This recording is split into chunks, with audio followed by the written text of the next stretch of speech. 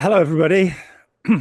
I am John Atack, and we are today welcoming Anne L. Peterson, who wrote this lovely book here, which we will talk about. So, tell us, why don't we start with the definition of a cult? Because we said we'd do that. So, if you'd like to read Well, out, this is Jolly West's definition of a cult. it's perfect too because I've had some people call me after reading my book that, they were angry because they were defensive of Landmark. Mm. And this one guy told me, he said, yeah, I read the whole book because I just was like, he wanted to prove me wrong. He said, and then I closed it and I just laughed out loud because I realized your book is not a condemnation, it's a question. Mm. He goes, I saw the question mark, but I didn't see the question mark till after I read it. So Yeah, right? So, is this a cult? So, definition of a totalitarian cult, a group or movement exhibiting a great or excessive devotion or dedication to some person, idea, or thing, and employing unethical, manipulative, or coercive techniques of persuasion and control designed to advance the goals of the group's leaders to the possible or actual detriment of members, their families, or the community. yeah. And It's one of my favorite ones, actually, that I've seen. That's really good. over the years, it's the best one I've seen. It's the one I keep referring back to because it's easy to think that the term is in and of itself pejorative or negative, and it isn't. When it becomes totalitarian or Right. authoritarian, it is. But a cult is really a devotion to a leader or to a teaching, fundamentally. And as Jolly pointed out, that can get very nasty, and unfortunate things can happen. Well, one of the things since I'm in a very different place than I was a year ago. It was literally a Mm. year ago this month my book was Right. published. And I've learned a lot, a lot, a lot, a lot. And Mm. but one of the things that has fascinated me is how Werner, so my book is about my time with Werner and then Mm. reverse engineer, like coming back from there to see and learn more about the organization that I Yeah. spent most of my adult life, Landmark Worldwide, as a part of. And but I find it fascinating how it kind of went from definitely the early days, S and all that. It's all around Werner. Werner is God. Everything, all the systems and structures are around recreating Werner in the world, all this kind of stuff. And there's definitely that is alive in Landmark. But the abuse around him that I was the thing that kind of woke me up was, Mm. these people I knew and loved and colleagues when they came to me asking for help because they were being abused. So I was like, what I now know is that his proclivities and what he does around him with his personal staff is the culture inside of the Mm. main aspect of Landmark, the centers division. So now, probably by no accident, because that was run by his sister, Mm. his brother and sister, right? But it was fascinating to me how effectively they transferred the cult kind of adoration from a person to an organization Yeah. and what they call the work, right? So in Mm. Landmark, everything is about the work. Mm. So, meaning, which is code for Werner's ideas in the world. And that, my generation, we didn't know anything about Werner. Mm. I mean, we didn't, he was gone. He had benevolently, because he was pursued to the ends, even all a death warrant was how I was told the first time, was put on him by Scientology. For my generation that came in like after 1991, 1992, Scientology was the big bad devil that destroyed his life and his reputation with a little help from the IRS. But that was all instituted by Scientology. This is the lore. And he was Mm. gone. And then later in 2000s, you'd hear he'd pop in once in a while just, to consult, to help out. Always a benevolent, grandfatherly, fatherly kind of narrative. Mm. And so, which is why when I had the opportunity to then work closely with him, I didn't see any danger at all. Mm. Why would he? It was quite shocking, actually, that first program when we had I tell the story in the book a little bit, but Yeah. the general manager comes to me and says, we have a problem, and if you don't sort it out, your group needs to leave. And the problem was, And the problem was that his staff had threatened essentially the main gal, the hotel contact that was our liaison, between the program we were offering and the functional. production side. So they had threatened her in a way that left her in tears. And he said, "You're not leaving any of my employees in tears, and I'm not going to tolerate this." And it was very startling for me.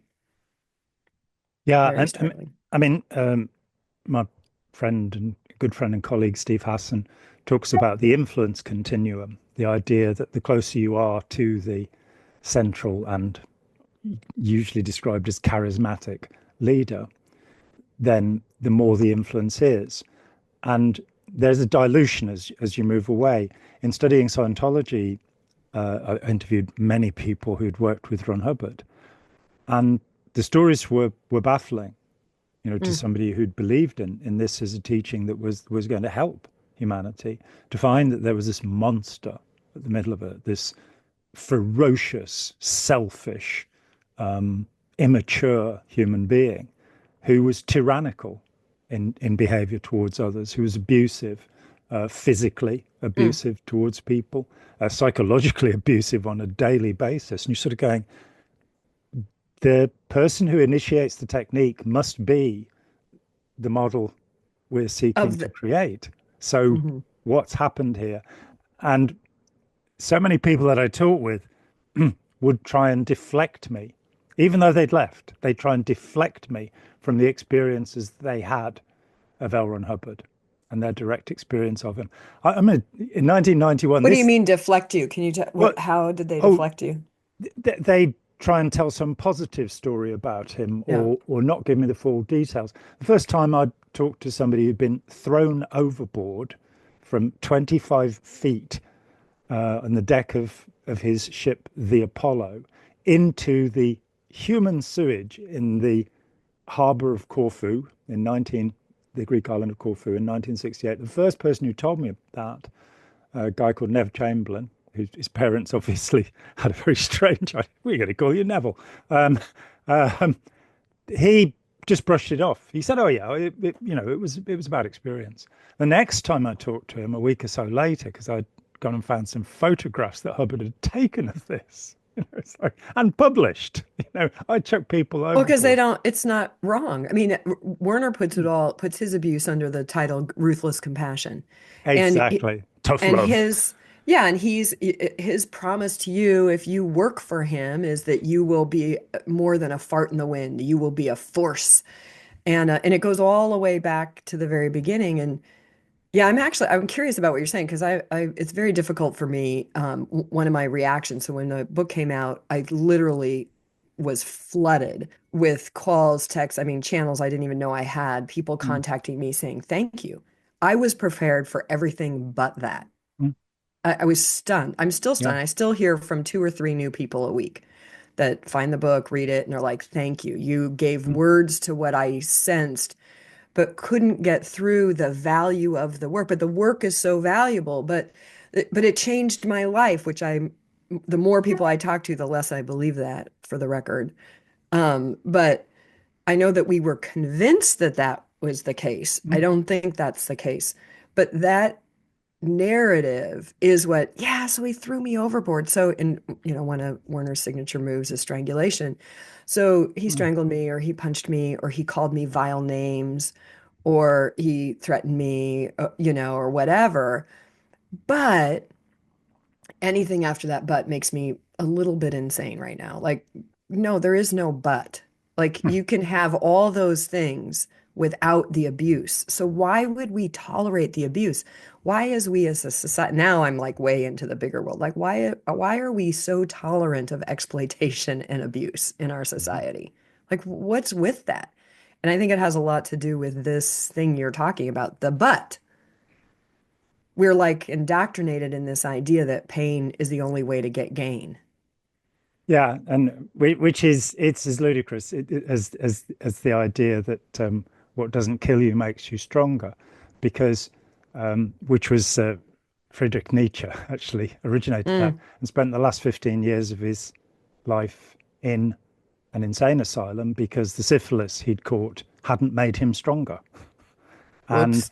it leads to the idea that it's a good idea to hit your children with a baseball bat, because if it doesn't kill them, it'll make them stronger. And we accept these peculiar little heuristics and platitudes and Scientology is absolutely, there are literally hundreds of them. Really? Group called ex-Scientology Kids, when we were talking, I made a comment about how many little slogans are in Scientology, like "Make it go right," and they sent me a list of more than 400 of these things that they Wow. just put together. So yeah, I had an encounter with, and I'd love to use the German pronunciation, because he does say that he is Absolutely. Werner Hans Erhard, but we're going to have to call him Werner, because that's which is much closer. No, we won't get into that. To Wiener, Yeah, and there you go. maybe that's a reflection of some kind. But in 1999, I was approached by Werner's one of Werner's assistants, who Wow. said, Werner is being harassed by Scientology. You're an expert on Scientology. Will you help him deal with harassment? I didn't get a second call, because he fled the country, because I think one of his daughters had accused him of abuse. That would have been 1989, not It's not 99. 91. I was so that allegation 89 to must already have been 91 there. is his whole Yeah. And like 91 was takedown. 91 February is when I was approached, because I Makes total remember sense. I remember telling Steve Hassan at the time, I was in LA, and saying, "Oh, I've been approached by the founder of Est," and he was like, "Oh, you can't talk to him. You can't do anything with that." And I was like, "Well, no, I'm just really curious, because I know that this is derivative of Scientology. I know he's Absolutely. somebody who's taken a great big helping of Scientology, and so I'd be really curious to meet the guy and see what's going on." I didn't have any more contact, but there was certainly no Scientology won't have issued death threats against him. That is a nonsense. They will have harassed him to within an inch of his life, given the chance. But Yeah. Well, and wasn't he, I can't remember. I know a squirrel, yep, like, and then there's some term that I'm slipping on right now. Squirrel is directly it. He would be S- fair. He would be fair Fair game. gamed. That was Yeah. what it was. Fair So gamed. any Yeah. Scientologist could do anything they wanted to him, including destroy him, without being punished by Scientology. But Right. while there will have been operations certainly to infiltrate Est, I met somebody who'd done it on behalf of Scientology, because Hubbard was jealous. He couldn't understand how it was that his techniques had been taken away and used to recruit so many people and make so much money, Right. because it was so much more successful. I mean, I read your book last week, and went, yeah, this is great. This is one of those books everybody should read to understand, because, and an interesting part of it is that once you've left, the clock starts ticking and things start speeding up. So when you That's leave, you're right. going, these techniques are brilliant. This is world saving. This is fantastic. What can I do to continue this? This is how I left Scientology, because I felt Yeah. Hubbard wasn't there anymore, and bad people had taken over. And within a few months, I was kind of going, actually, I'm living in this kind of tinsel world. This is not, in fact, true. What's happening in Scientology is very simple. People become euphoric. They Yeah. get high. They feel Hmm. fantastic. We both know John Hunter and his Yes. idea Yes. that Brilliant work. it is absolutely. You get this excess of dopamine where we just feel wonderful and we want more. But Yes. when you then start talking about, well, how did your life transform? Somebody says, well, my marriage fell apart. I was bankrupted by paying money into the group. They But harassed John, it me. was all a choice. So it was a choice. This is what we'd say in life. It's a choice. So, which gives me this illusion of power, right? This illusion that I somehow brought it all on myself. So the manifestors would say I manifested it. In Landmark, Werner tried to get rid of all the weird woo-woo shit. So it's choice. Everything's choice and 100% responsibility. So I chose that, and which does have power to it. I mean, I kicked my husband to the curb, right? Like literally within 2 weeks of doing the forum. Now, Yeah. And it sounds that like it was was exactly the right thing to it was do. the right thing to do, exactly. So, but then my participation masked, which is what I'm now seeing as the most destructive aspect of these kinds of programs, is not what it does, it's what doesn't get done while you're doing that. Yeah. And you're trapped in that cycle. So it's literally like if all I ever ate were peas, I'm getting some nutrition I need, but I'm missing a whole bunch else. And eventually I'm going to atrophy and die. Mm. because I'm not getting what I need. And that's what's happening now is I have a group of, I call them landmark recoverers, landmark deconstructionists. And that's the biggest thing we're dealing with. It's not for some who were directly abused and experienced humiliation and abuse, which is there, people, Mm. sorry, not sorry, but it's absolutely there. It's Yeah, all over the organization. And even one of those is too many to my way of thinking. That's of another thing that course. drives me crazy. Well, but so many people got value. I'm like, okay, so this many should have been, harmed. What? Yeah, we Who only get, murdered 3,000 people. who gets to? 20,000 people benefited. There you go. It's a great balance. It's part of. Anyway, it drives me crazy. All the Yeah. platitudes about that. But there's so much that's not getting addressed. There's trauma that I'm not dealing with because Mm. I've decided, oh, I'm at choice. I remember when the Me Too movement came, it was quite cathartic for me. It was 20 years after a situation which happened very much at Landmark. And Landmark, quite honestly, handled it really well, particularly for 1996 or 97, whatever it was. But, where somebody who was a coach in a program that I was facilitating stalked me and, it's beyond flirting, right? Somewhere between flirting and rape.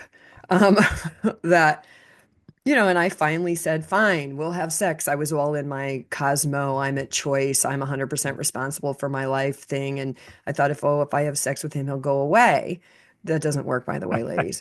So Don't try this that's, at home. exactly, that's what I thought. And then later, turns out he was doing that with a lot of women. Well, one of them was much smarter than me and actually called the police. And there was a big investigation. Um, to Landmark's credit, they handled it quite well. Now they had a lot to protect. HR came up and interviewed us all. They got involved in the police case. And I remember when the cop came to me and he said, were you assaulted? Were you raped? And I said, well, I can't really say that because I did say yes. I did say I didn't want to, I didn't like this person. Nothing about it felt right, but I was kind of all in the high of one, the women's movement. We can do anything men can do. And if they can run around screwing anything, why can't I? Yeah. And two, so that investigation, which also doesn't turn out well, by the way. And then I was a brand new introduction leader, which is the first level of Mm. leadership. And I'm like, I'm 100% responsible. And so literally this police officer, he kept looking at me, and goes, did he assault you? Mm. Did you give consent? Did he rape you? And I could not say yes because to the police officer, because I had said yes to Mm. the guy. It wasn't till the Me Too movement and the whole thing came surging up for me. And I went, whoa, Mm. that's assault. And it was very much like that for me when I started hearing from these staff members around Werner. I'm like, wait, he's assaulting you? Mm. Wait, I knew he was kind of an asshole and he was harsh and but we had been indoctrinated. I know you read the part about the Full Metal Jacket, which honestly Yeah. is a movie that should be buried to the center of the earth, never to be seen again, in my Well, opinion. it depends what you take from it, you know. Um, Did you see the comments? I put the clip in the footnotes, the exact clip that he mm. showed us. Mm. What startled me when I looked it up was the comments Mm. under that clip, which are very much like, yeah, we need more of this. Yeah, we need, anyway, I was appalled for obvious reasons. Mm. But it still had that same thing of like, wait, what? And it's years before you can even see that. It's a metaphor for the authoritarian cult experience that you come away and go, was I raped? Did I give Yeah. consent? Did I choose this to happen to me? And when you've been brought about to think, and it's one of the things that Werner takes from Scientology, which Hubbard took from Christian Science, the idea, which we now have the law of attraction and the secret, everything that happens into you is through your determination. You make it happen. Now, this cannot work in any scientific setting. It No. just cannot. It's like the law of karma cannot work Yeah. because if there are 8 billion human beings, all with their desires, you know, somebody is not, it's not, they're not going to get what they want. And the idea that you can get, 500 people getting on a plane at the same moment who've all their karma is leading them to be dead at that moment. When you think about the intricacies of how you get that to happen, it becomes like Laplace's demon, which is the idea that if you know the position of every atom in the universe for one moment, you can predict everything that will happen. But what you need to determine that is something bigger than the universe, the complexity of the machine necessary. So we aren't actually making this happen. We are doing the best we can and being as causative as we can within this, taking as much responsibility as we can. With Landmark, one of the fascinating things, I've been in this work for 40 years now, and nobody talks about Landmark.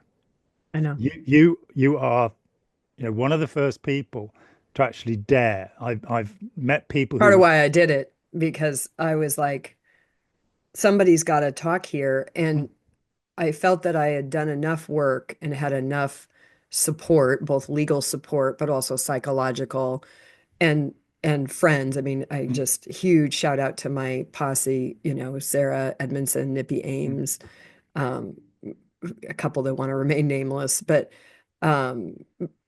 in Mark Vincent, like they kind of forged a path, but then they've also, and the folks at Seek Safely have just been incredible. So I felt somebody had to open this can of worms, because the other thing about Landmark that I think is a little bit distinct from Scientology is, Werner's aim was to turn this into a societal phenomenon, like to so infiltrate society. This is what transformation of life itself actually means in that lexicon, which is to turn these ideas of integrity, responsibility, accountability, as defined in that set. none of them things that applied to his own life.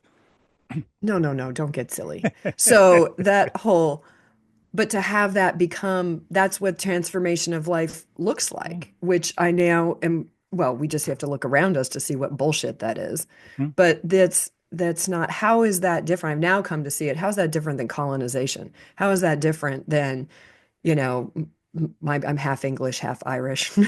So my people, going to Africa or even the United States and gonna, bring it into the modern world and turn it into something better. It's the same, to me, it's the same mentality. And it's so arrogant. But if we can even look past that, it just isn't true. It's not true. It's not effective. It doesn't happen. No, And but I think it is something that is in common between Scientology and Landmark. The idea in Scientology is you're going to clear the planet. Everybody in the world will be given this. Then you have, as with so many other groups, the Moonies just have the most astonishing number of front groups, hundreds of groups that they've established. The Collegiate Association for Research into Principle, for example. And Scientology too has Citizens Commission on Human Rights, Narconon, Criminon, and there have been so many others along the way that have been put forward, and they are set to infiltrate government, to influence the way that governments work, which included the Snow White program.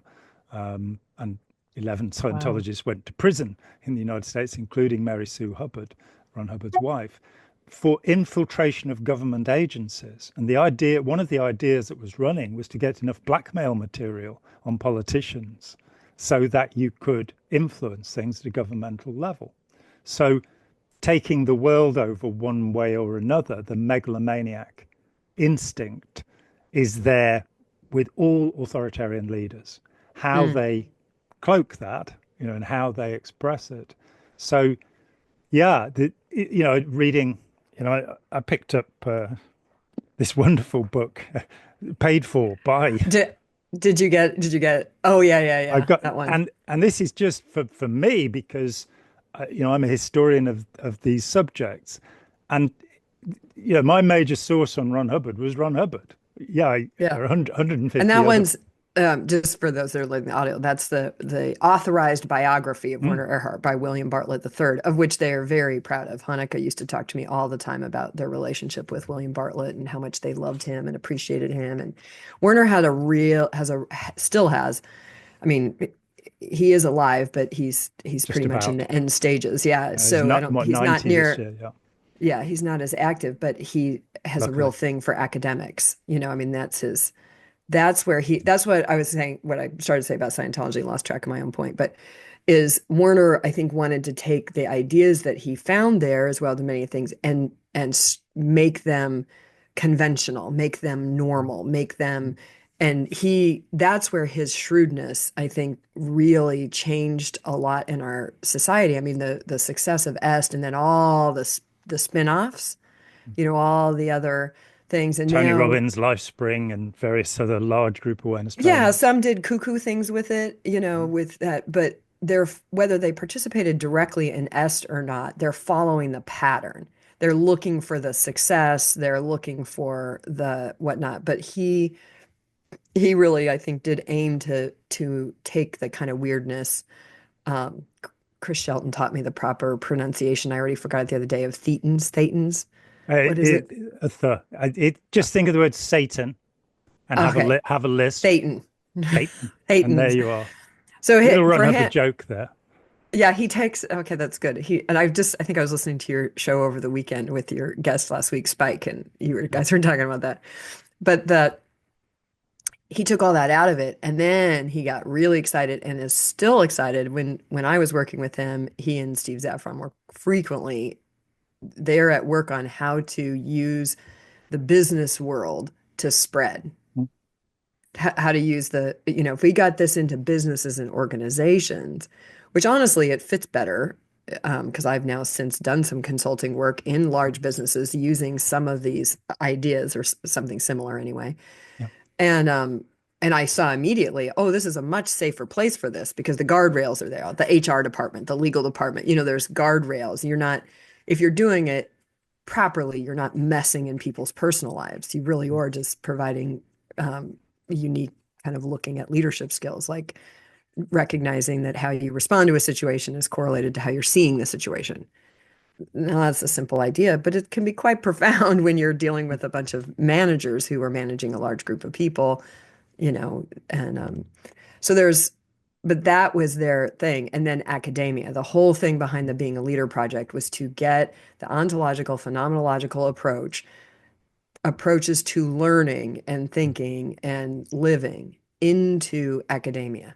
Mike Jensen's dream was that he really wanted to turn it over to academia, and that Werner never wanted that. That was the conflict in that whole project. How are you going to make money if you turn it over to somebody? Ding, ding, ding. And he had a problem. He'd already sold it to all these other guys, namely Landmark, and then a handful of others, which now Landmark has bought back. So Landmark has gone around and bought up every license, every place, because Werner would basically repackage and then sell it to a new person, and then sell it and sell it and sell it, which he did to Being a Leader as well, which created a conflict that you can't get past. But Mike's vision was that there would be like a college of ontological study. That academia would do what academia does, which is take ideas, tear them apart, turn them upside down, inside out, study them, test them, argue them, all that. What he didn't realize is Werner was never going to let that happen. No. Ever.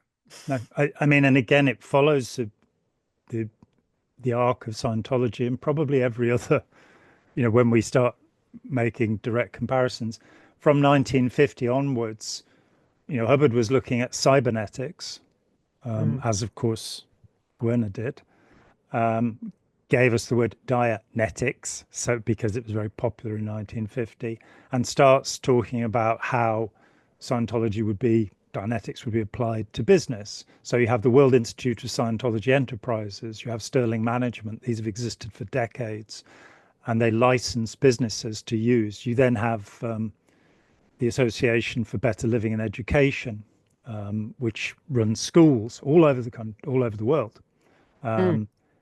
And this sort of pushing the thing into the society, but having to retain your copyrights, your intellectual property, so that you're still making your 10% on everything. That's right. And then having control. And there is this very, very much a parallel track between Est, Landmark, and Scientology, which is, it was said of me, the late, somewhat eccentric, let's say, Arnie Lerma, who Lerma.net is still up there with lots of Scientology material on. He said of me, before the internet and before safety in numbers, there was John Atack, because nobody dared stand up against this monster. I mean, if I'd been more sensible, taking on an organization of 40,000 people with $2 billion, which was the situation in 1983, it's now, Wow. I'm happy to say, a much smaller organization. Hmm. Wasn't great then, but maybe 20,000, but much, much wealthier.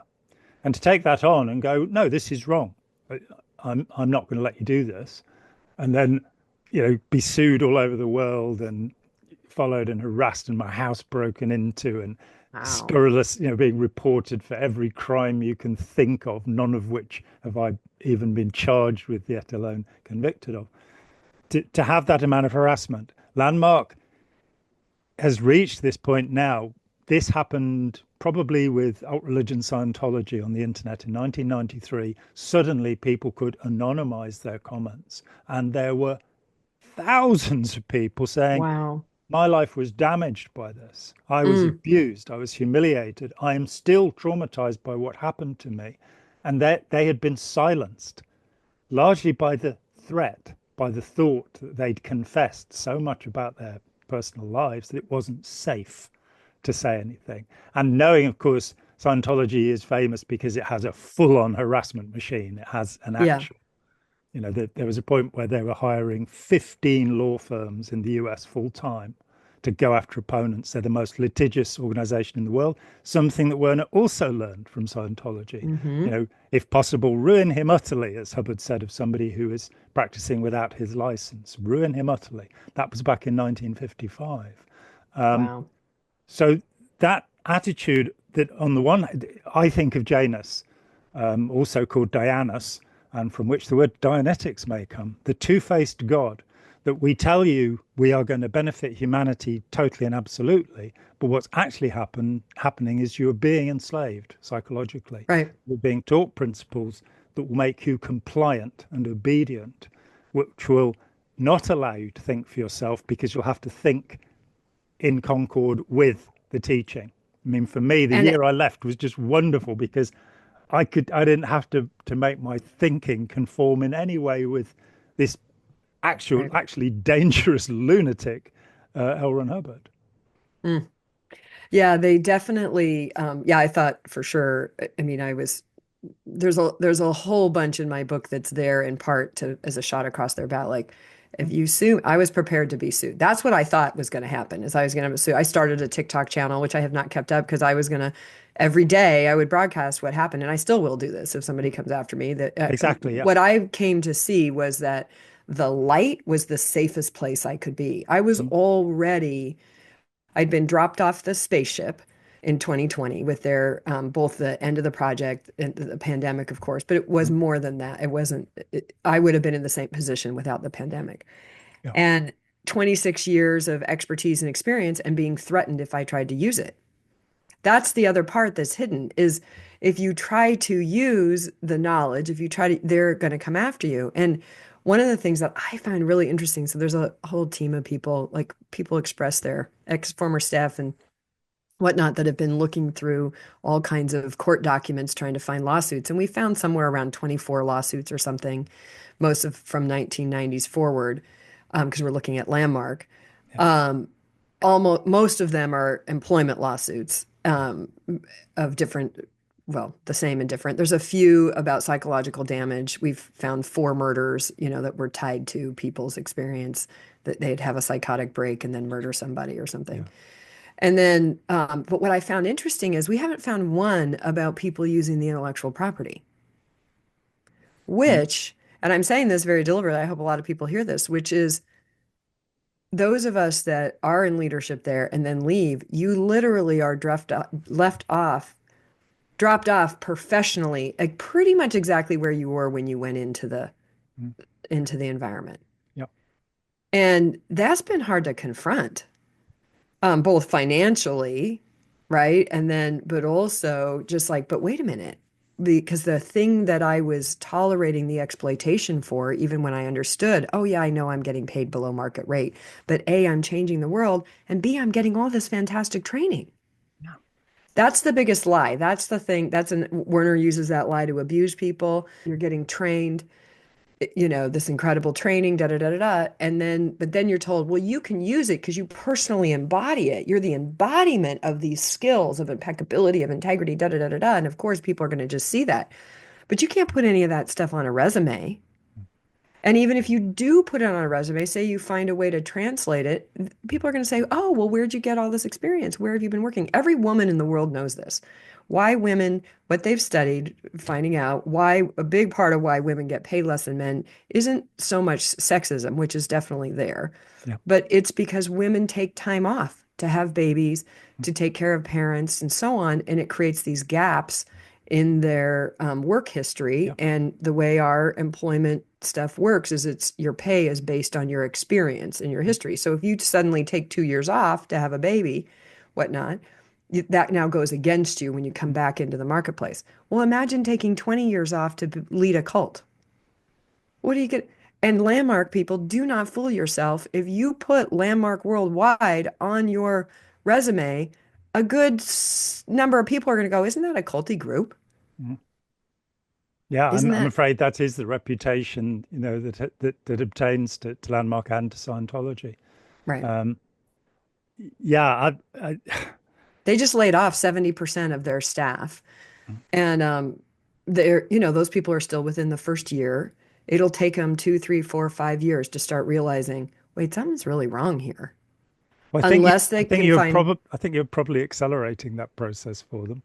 I hope so, because the Yeah, faster they can get into a recovery and deconstruction process, the faster they can reclaim their lives. That's yeah, my other frustration at the moment. People are like, well, I know the business was bad, the organization was bad. We all knew that. We all knew that while we were there. That's a very ill-kept secret, even in the internal circles. Like we all thought the business was not run well or properly or whatever. It was weird. And but it was worth it for the transformation, for what we saw happen in those hypomanic moments in the forum. You would we people felt make this, great. Yeah, oh, I had a forum leader tell me, oh, I cured them of their PTSD. And I'm like, that's not a thing. Like if you Mm. actually understand anything about PTSD, that's not a thing. You don't Yeah. cure, like that's not how that works. No, I mean, So yeah, there's currently an ex-Scientologist who's selling a program whereby you are inoculated with anesthetic in your stellate ganglia in the sympathetic nervous system that cures PTSD. And it's he's not ketamine. no, it's not ketamine. It's I don't think they're using ketamine. It's not like the ketamine coma treatment for depression, which has some validity, I think. Yeah, my This is the idea. daughter's actually had a lot of recovery support from ketamine Yeah, done properly with the yeah. right. Yeah. But in this case, you get into the whole conception of what do we mean by post-traumatic stress disorder, and we find that we have something utterly vague Yeah. because of this. Obviously, in 40 years, I've met a lot of people who would be diagnosed with complex post-traumatic stress disorder, a lot. Yeah. And when you get into the literature, I think George Bonanno is probably the go-to guy before we start getting into PTSD, because he's studied it for 30 years and gone, well, actually, this is not at all what we're being told it is. Mm, It's a creation, a societal creation. It's not, of course, people get shell shock, get combat mm. PTSD, of course they do. But most people recover naturally. And there was this huge thing in the 90s with debriefing where when somebody had a traumatic incident, they would immediately debrief. They'd say what had happened. And this definitely proved that talking about it after it happened made it worse. Wow. Well, you So, just took out the advanced course. That's the core part of the second program in Landmark is well, I don't know if they're still doing it, but that was one of the core exercises. let me get into something that Sure. fascinated me in looking at this wonderful book by Bill Bartley, because he had direct access to Werner, and because, forgive me, Werner is not a brilliant man. I'm sorry, he's not a brilliant man. You don't think? I'm not in the least bit convinced. There is nothing original in Est. There is nothing that Right. was not borrowed or stolen. Just like the car that he admits to having stolen as a young man when he abandoned his 4 children, Yep. his 4 infant children, one of them less than a year old. This is the man we are starting with. This man is a sociopath. He is a man who has no concern for his own children. And when you get to that level, you know you don't need any more of a diagnosis. Somebody who can't stand their own kids, can't be bothered about their own kids, that's a sociopath. What's more, we could quite easily say that's a malignant narcissist. So you start with that, and there are two choices. Either Werner became a pro-social sociopath, and James Fallon is the great study for that particular topic. Such people exist, and they're very useful in society. Or he didn't. And my suggestion from reading what you've written about him as an elderly man, as a disgusting elderly man, he remained a sociopath. The problem that so many people in leaving Scientology have, I left, I was absolutely committed, but I'd not been humiliated and abused. I'd not worked within Scientology. I'd been treated as a celebrity because I'm an artist, I'm a writer, and musician. So I'd always been treated with kid gloves. I'd always been treated nicely. I realized after a year of dealing with hundreds of people who come out, every one of them had been abused, humiliated, traumatized by their experience in Scientology, being thrown overboard or having Ron Hubbard give them what he called a severe reality adjustment, standing 2 inches away from them and screaming at them the worst and most destructive things he could think of. You're here to wreck everything. You're here to destroy me. All of this stuff until they broke down. He could push somebody into that. And that's a technique too. So finding out that this was who I'd been dealing with, I kind of went, look, there's a simple principle in Scientology. Ron Hubbard said that honesty is sanity. He said the road to truth must be trod with true steps. He was a liar. No doubt about it. I did the biography with Russell Miller. We found, and the contradictions are replete because he never tells the same story twice about his own life. Wow. So I've got 23 biographies. No two of them match, but they're all from him. So I knew I was dealing with a liar. And at that point I said, so therefore I should not treat anything I have been taught as true. Nothing. I came away and I realized that people don't want to do that. They'll say, oh, yeah, we know that Werner was a really evil man. We know that Ron Hubbard was exploitative, but the technology is great. And you're going, think this through. I don't like Hitler. He was a bad person, but he had some brilliant ideas about humanitarianism. These are deeply exploitative men. And there's something that, to me, this book is fascinating because I'm seeing the route that he traveled. He went from one form of confidence trick to another. So he learns the sales techniques of Napoleon Hill. Okay. And that's where he was employing, by the way, a lot of his Scientology training, which was pretty significant, was in his sales.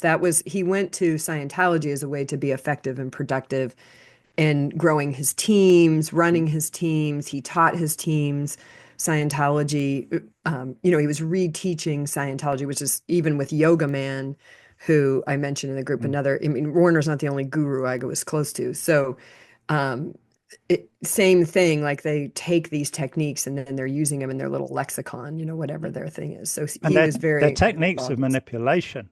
So he goes to Subud, he goes to mind dynamics. He then goes to Silva Mind Control without necessarily realizing this is an offshoot of Scientology as well. And we're dealing here with psychic stuff. We're dealing with extrasensory perception, telekinesis. These are the things he is studying and coming to believe that he has this capacity for. And they're in the early, there's some other things that are going to be coming out in the next year that'll tell this in detail. It's there in Outrageous Betrayal. I interviewed a longtime leader, Alan Kahn, on my show. He talks about in the Est days, that kind of the parlor tricks of psychic work was what they used to register people. So they did this whole thing with these cards, and Alan describes it really well in the interview he did with me. Like, you come out of the S training and suddenly you have these psychic abilities. You can see another's medical condition because I don't know what the theory is, because you're what, so present or something that you now have access to aspects of the universe that we didn't even know. I don't even know. I heard the whole thing as a kind of parlor trick to get people to enroll. But all of that is very alive in the S training. They lose it when they go into the forum, they get rid of that. But the mind dynamics, mysticism, and psychic ability and all that is very alive in the S training, which is something I did not know, because mostly the S training reputation is all about the confrontational stuff. Have you watched the I think it's Robin Snyder movie Transformation No. of Werner? Oh, I can give you all kinds of material. It's totally fascinating. Again, authorized, but there's a scene in that where he's confronting this woman, this around her adoption. And very much like what you just described. He's not exactly 2 inches from her face, but that technique of standing in front of the room in his booming voice, what you gotta get is totally, that's classic Werner. Yeah. And there are ways of taking people over. And I mean, the first model of the Chinese brainwashing system, Kurt Levin, Edgar Schein, a very simple idea that you unfreeze somebody, so you violate their normal way of being, you then change them, and you then refreeze them. So we also have this, he meets Alan Watts, who wrote some very interesting books and was a confidence trickster. If you read Jeffrey Masson's My Father's Guru, he grew up in a house where Alan Watts and Paul Brunton were frequent visitors. And one of the descriptions that is bothersome about Alan Watts is the horrific way that he treated his wife. And you're going, oh, he's an enlightened being. This is not true. Daisetsu Suzuki, who that's the Zen that he brought. Suzuki was not a Zen Buddhist. He was an Amida Buddhist, so he was not a practitioner of Zen. He was not a Zen master. He was a professor of philosophy. And he was a supporter of the Japanese imperial military. We've got this mindfulness going on at the moment, this idea that of the 8 paths of the Buddha, the Eightfold Path, all you need is number 7, mindfulness. You don't need compassion. You don't need good work. And John Kabat-Zinn and Daniel Goleman have gone into the world saying that's all you need. You kind of go, but that's how the Japanese army were trained. They meditated in Zazen every day. And the Nanjing massacre, where 400,000 civilians were murdered, it's the largest civilian massacre outside of Genghis Khan ever to happen.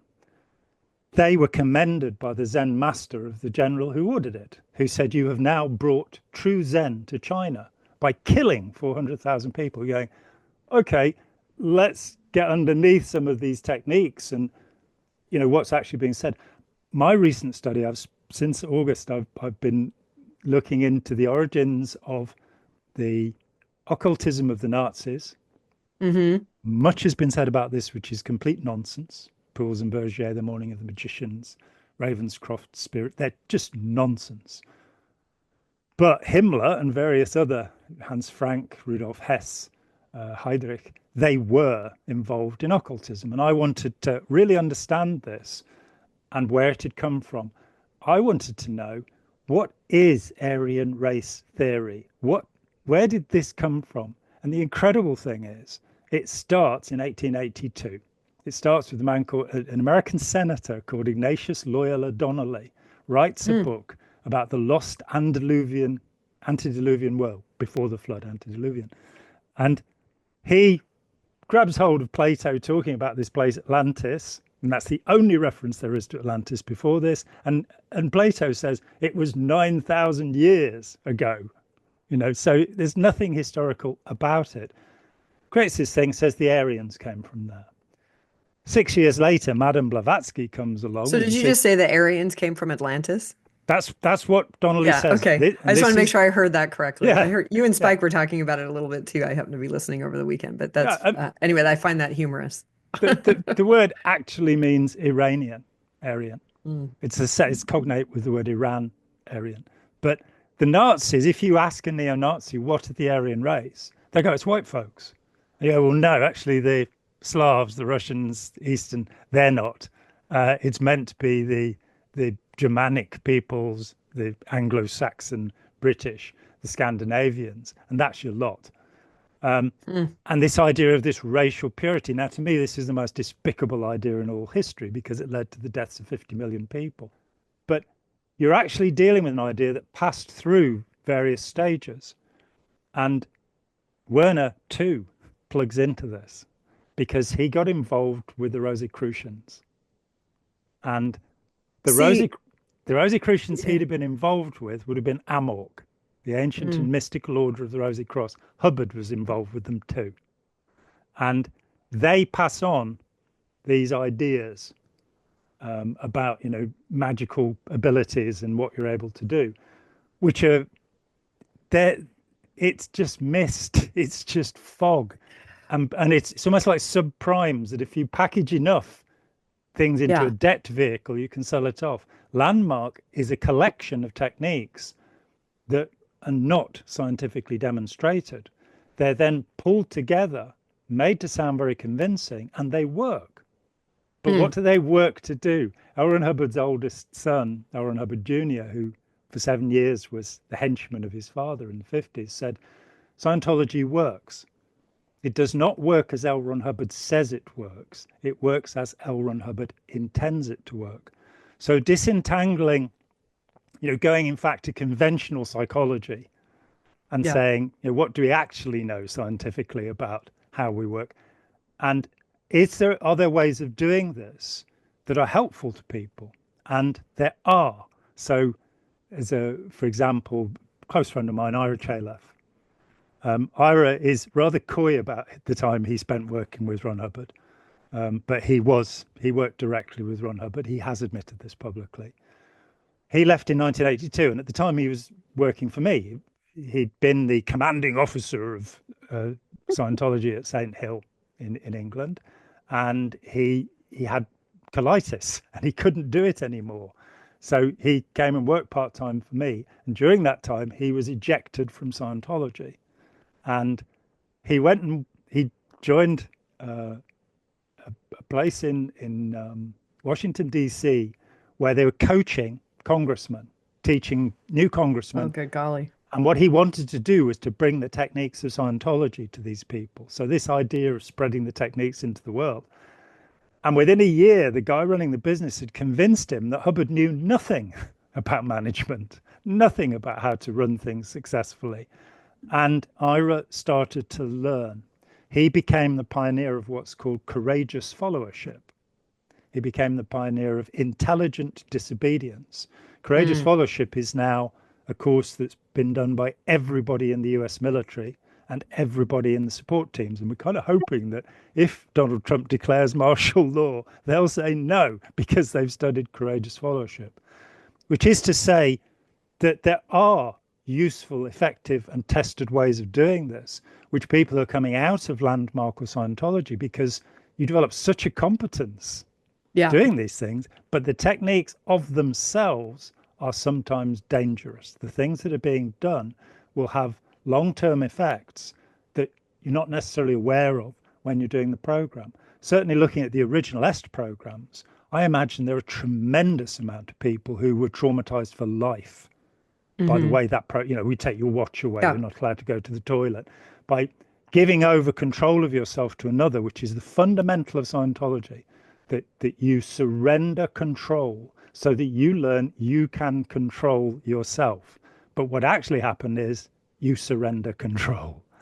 You know, Right. you bring your thoughts into alignment with the leader and with the teaching, rather than, you know, achieving these wonderful goals, like the Hunger Project, which was going to end starvation by 1998, if my counting is correct. Yeah. Yeah. Doesn't seem to have happened. But there are genuine and good and useful things that can be done. But Well, the people, rejigging of those programs needs to be so scientifically based, which is where they couldn't right. get into academia because it wasn't going to actually test positively.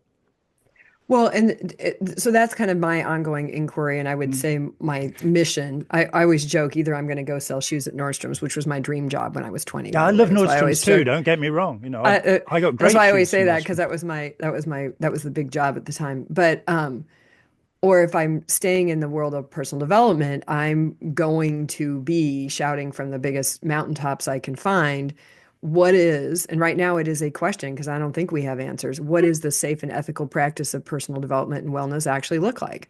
And it's shocking how few people are asking that question and how few people in the industry have any interest in engaging in that. And as you know from the end of my book, I've aligned myself very closely with the folks at Seek Safely, who I think, for me, that was a bit of a lifeline because they were asking those questions, which is the Yeah. same question I was asking, which is a lot like, hey, what's the chaff from the grain here?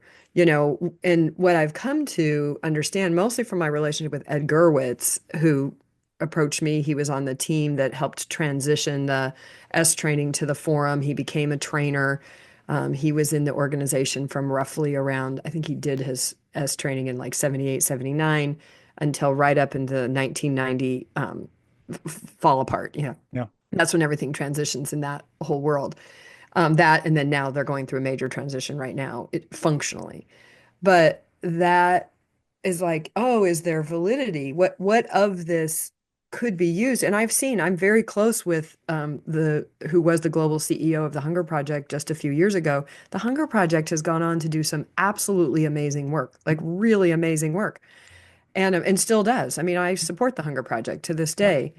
So I find that interesting how some people take these ideas and really do extraordinary things, and then others don't. Most of them just kind of float around in the ether of the mythos, telling themselves, I have many good friends, oh, it changed my life. And you'll say, well, how? Mm. And then they'll tell you about the decision they made when they were 18 that isn't running their life anymore, except for you look, it's absolutely running their life, if nothing else, in this very moment when you're explaining to me about how it no longer runs your Mm. life. So it just, so that question's been big for me. Ed's been really helpful but Ed had a way, he was grounded in the ideas and the work. That's why they used him. Mm. He's a neuropsychologist, very well, very trained, learned. He's 83 now. And I jokingly call him the most woke white old guy I've ever met because he's never stopped learning. Mm. And he didn't stop learning outside the human potential lexicon. He's stayed, very connected and involved. And he attached himself to me because he read my book and he's like, oh, you actually get what we really meant by transformation. What they're doing now is totally destroying it. And, which that was part of my reason for writing my book. Actually, at the moment I wrote it, I wanted to warn Landmark. They weren't listening. And I'm like, Mm. okay, well, maybe they'll listen to this. I just spent 10 years with the source, and tying yourself back to him is not a good idea. Mm. That is not how you're going to actually fulfill the mission that I got enrolled in at Landmark, because he doesn't know what he's doing. And speaking of, I had to laugh when you said the bad manager. Werner is the worst manager I've ever seen in my life. Like Of course. if they could do something in 50 steps that could be done in one, they would do it. Mm. It was the most, that was part of my talent, is I was sort of able to take all their nonsensical way of doing things and then actually produce something in the world. But I had to be the bridge between all that nonsense and the way the world actually works. Mm. And that was a lot my functionally in producing a course and a program and filling it and all those things. That was what I was doing, is I could kind of go over here into I call it the WWW, Wacky World of Werner, pull out the good stuff and and or at least get the intention, which of course I was labeling on my own intention. I was projecting my own view, my own Yes, attention. I understand as we that do. now. I didn't Yeah. understand that then, but I can see it very clearly now. I was projecting what I thought we were up to, and then I was looking to functionally create it in the world, get lots of academics in the courses, Mm. get lots of leaders and consultants and so on in the courses so that they could take these ideas of ontologically based leadership and do some really great stuff with them. Mm. And a few have, and many have not. Most are kind of just spinning in the ideas. They're not actually operationalizing or doing anything that's useful. Yeah, absolutely. And I think there are certain fundamentals that are missing. And if you don't have those fundamentals, whatever you're doing won't work. The first is understanding the motivation of the leader. Yeah. That in a situation, as you've seen, I've written about human predators. I put aside, I studied psychopaths, sociopaths, narcissists, the many in antisocial personalities, the many in various psychiatric ideas, going right back into the 19th century, where the word psychopath was first being used to mean something quite different. In the First World War, it was used to mean a malingerer. Somebody who wouldn't go into combat was called a psychopath. Mm. So the word has shifted. Then Hervey Cleckley in the 1940s gives us the mask of sanity. And we start getting the first idea of what we now call a psychopath. And, I kind of look at all of that stuff and read Robert Hare's books and whoever else and say, well, yeah, this is very interesting in terms of diagnosis. But what are the characteristics of a person who is predatory? Mm. How can I tell that somebody is predatory? And looking at descriptions of Werner or descriptions of Hubbard, they're quite evidently predators. They're people. I mean, Donald Trump has said there are only two types of people, predators and prey. I could not disagree more. Right. I could not disagree And number more. one sign of a predator, if somebody is espousing that you're you're listening to a predator, because they're not going to opt to be the prey. So No. they're going to do everything that they can to become the predator. I mean, Absolutely. I think it feels like capitalism is that. I agree. I mean, there's a documentary in the 80s called The Corporation, which demonstrated that the legal rules that bind a corporation induce psychopathy because you have no concern for the environment, no concern for people. You only have concern for the bottom line, which is profit. And so you end up with what's happening in the United States today. But so teaching everybody in the society how to notice predatory people and then how to help them rather than destroying them, which is, just inverts the process and makes you predatory too. How to, if somebody's Hannibal Lecter, you need to put a mask on them for the sake of all concerned. If somebody is a serial killer, you need to lock them up for the sake of all concerned. But it doesn't mean that you then have to treat them badly. It doesn't mean that you have to lose compassion. And it has been shown in the last couple of decades, there are successful ways of treating psychopaths. It was long, one of the criteria was there's nothing you can do about it. Well, that's not true. It's been proved untrue. However, you don't want to make them political leaders, as we have done. Yeah. So recognizing what authoritarianism is, the idea that one submits to the authority of another human being without thinking, without comprehending, recognizing the way that we become certain of things, though that there is certainty based upon evidence, which again politicians don't seem to be particularly interested in, and there is certainty based upon belief, conviction.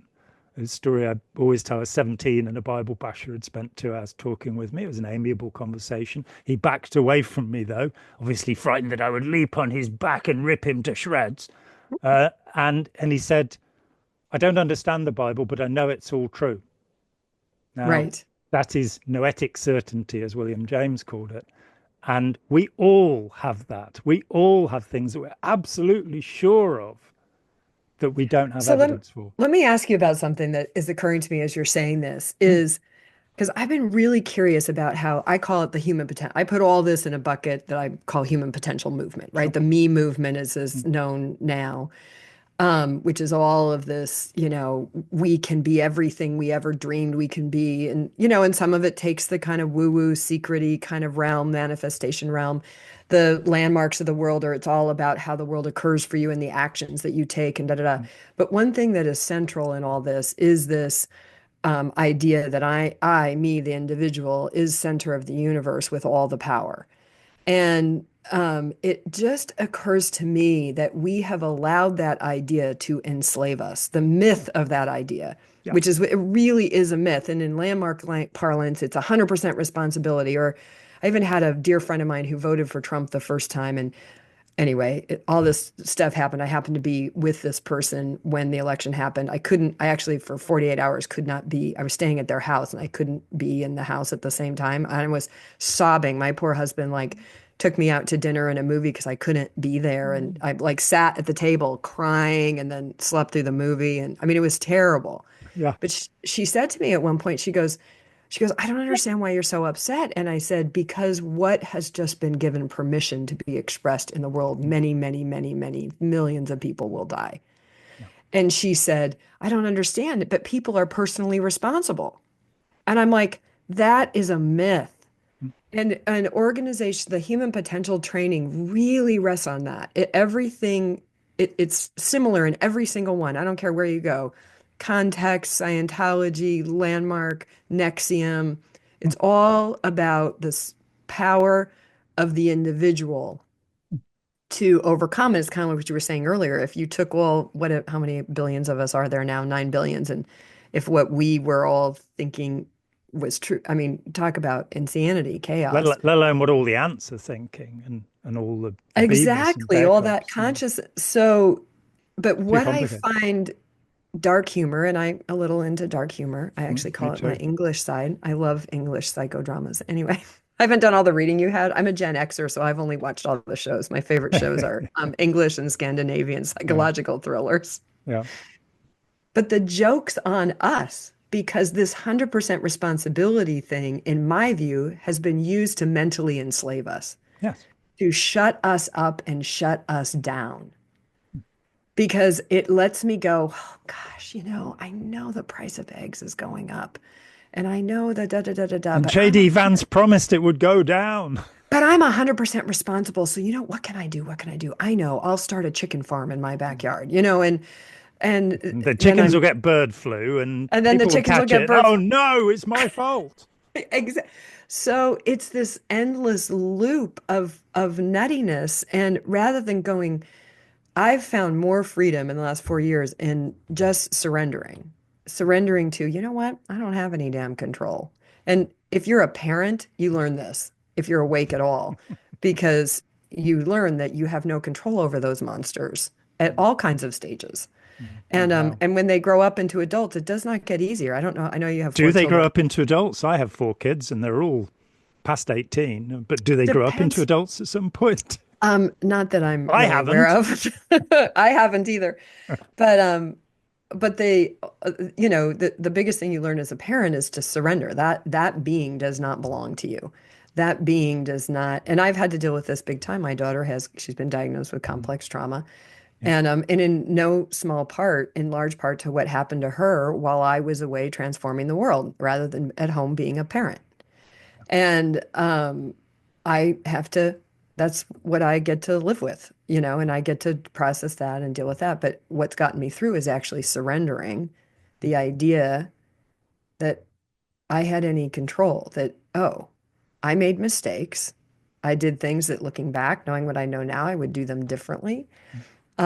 But I did the best I could with what I knew at the time. Yeah. And I did a whole exercise where I had to sit down and actually imagine the worst happened. She was very suicidal for a long time, that I got the call that she had taken her own life. And I jokingly always say I have a coach, a spiritual teacher that I work with one to one, and a therapist. And a lot of really good friends. And I walked through and I just, to the best of my ability, lived through that moment of getting that call because I was living in terror of it. Yeah. So I'm like, okay. And the biggest thing I got out of that is that I had to give her life to her. And what she Yes. chooses to do with it is hers. And my Yes. job is to love and respect and honor her choices, even when I think they're terrible. Mm. I don't have to agree. I don't have to whatever. But she does have we do have free will, and she gets that. So now I bring that out into the world, like, you know what, I'm an American, sorry, and I'm an utterly embarrassed and horrified by what our country is doing right now, Oh, yeah. and I'm really curious. I'm just really, really curious about how we got here, what's really going on, and that's how I stay sane. That, and I get all my news from comedians. So that's Yeah, a me too. It's factor. all Jon Stewart and Jimmy Kimmel and Stephen Colbert and Stephen Seth Meyers. Kilgore, And yeah, John and Oliver. they're people I didn't spend any time with at all until this last Trump Hmm. cycle. The Hmm. one before, I did watch a great deal of material about Trump because I couldn't understand, talking about predators, that somebody who is so obviously fits that, somebody who does not care about anybody, who is completely solipsistic, who has the maturity of a toddler. I'm going to get rid of anybody in the FBI that worked on any cases about the January 6th insurrection. You're going to do what? And why are you doing But see, that again? that's what people, how he got voted in is because Yeah. there is a significant amount of our population, and we have to deal with this. In fact, I think he's a little bit of a distraction. We need to deal with more than 50% of our voters that Yeah. voted think that that's an admirable way to be, because I think it fits in with this 100% responsibility, autonomous, hyper individualistic view that is put up on this pedestal. And it's leading to our ruination. It's not how the world works. It's not how nature works. And if we keep persisting in that, we will end up in very, very dire circumstances. My spiritual teacher I work with, she's like, well, Mother Earth might just shake her shoulders and off we go. Because we're not going to win. We're not going to dominate the earth into submission. We're going to run out of air or run out of water or run out of the things that we need to live. So, but I'm starting to see the interplay between the human potential movement and that, because it so elevates this meism. It elevates this idea that I'm the source, and then it gets used against me. Like, oh, well, you chose them. Yeah. You chose them. Yeah. So Yeah. And own it. yeah, it's the just world idea. If something bad happens to somebody, it's their fault. So therefore, we don't need welfare. We just need to, if anything unfortunate happens to somebody, they catch a disease, it's because they made themselves vulnerable. So let's just keep on going. We don't need Medicaid. We don't need Medicare. We need this great cull where a certain proportion of the population, they're going to die off. And you sort of, let's take vaccination away from the third world, the developing world, and they will therefore develop diseases, and which they will then pass, you know, into the world. This is how the Spanish flu happened, and Right. what a misnomer! It's the American flu. It was brought over to Europe by U.S. troops in 1917, and it killed more people than World War One. And that was Wow. because they were packed Wow. into troop ships. And it wasn't their fault. It was the fault of the idiot who allowed people who were carrying this deadly disease to be packed together. So, rather than quarantining. So I, I'm I am not a situationist. I don't believe that it's all just happening to us. I am not a believer in the 80-20 rule, which people want to apply to everything. But in this case, I'm going to apply it. I think 80% of what happens is situation. There's nothing we Mm, can do about it. right. 20% we might be able to do something about, and it's maximizing what we can do and developing that. But when we look at the history of these crazy ideas as they have developed, this is what's fascinated me in the last 6 months, that you can see ideas that are being used in Landmark, that are being used in Scientology, that have their origins with Madame Blavatsky, Mm, that have their hmm. origins, for example, one of the ones that bothers me the most is the separation of the self. That the idea Blavatsky had, you have a higher self. I don't know why he's Big, not looking, I don't know why I'll he's do the not looking landmark after me. translation, the big S self. You have the Yeah. little S self and the big S self. Yeah. Now, so you've already split yourself in two, and that's a big part of yourself you don't know about. In Scientology, you'd also have the reactive mind. You don't know what that's doing. You have demon possession, body thetans in Scientology. The idea you've got all of these little beings inside you. You don't know what they're up to. You have the id. Oh, who knows what the id's doing? You have the unconscious mind. There is no such thing as the unconscious mind. There are unconscious processes, but to call it the unconscious mind is to say there's an agent and you don't know what that Mm, agent's thinking. For me, after 40 years on the Buddhist path to enlightenment, in Scientology was just a part of that for me. I was 17 and I met these amazing ideas. And until I was in my 50s, and so most of the work I've done regarding cults, I would still have regarded myself as a Buddhist until one day I went, I don't believe this anymore. I don't believe in enlightenment. I don't believe in some wonderful state of perfection. I don't believe in nirvana. I don't believe in past lives. I'd long since stopped believing in that. I don't believe in one lifetime Buddhism, Stephen Batchelor and all of that. I don't believe in sitting still and looking at things. And, I did Zazen. I learned it in a monastery and I meditated, and it was very useful to me to be able to concentrate, to be able to focus my mind, to be able to get into the pre-linguistic self.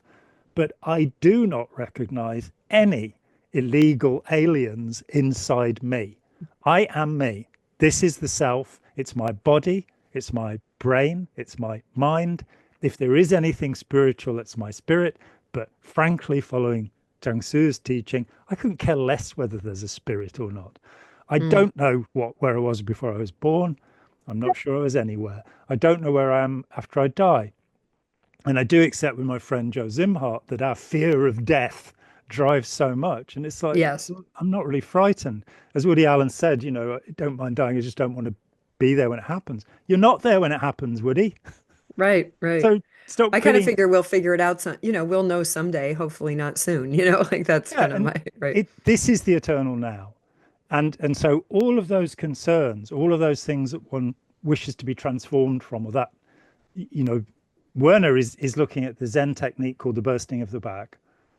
And, when we look at the fact that from 1858 and the Meiji Restoration through till now, Zen Buddhism has first of all trained the military and then the corporations. The corporate man in Japan, they meditate every day.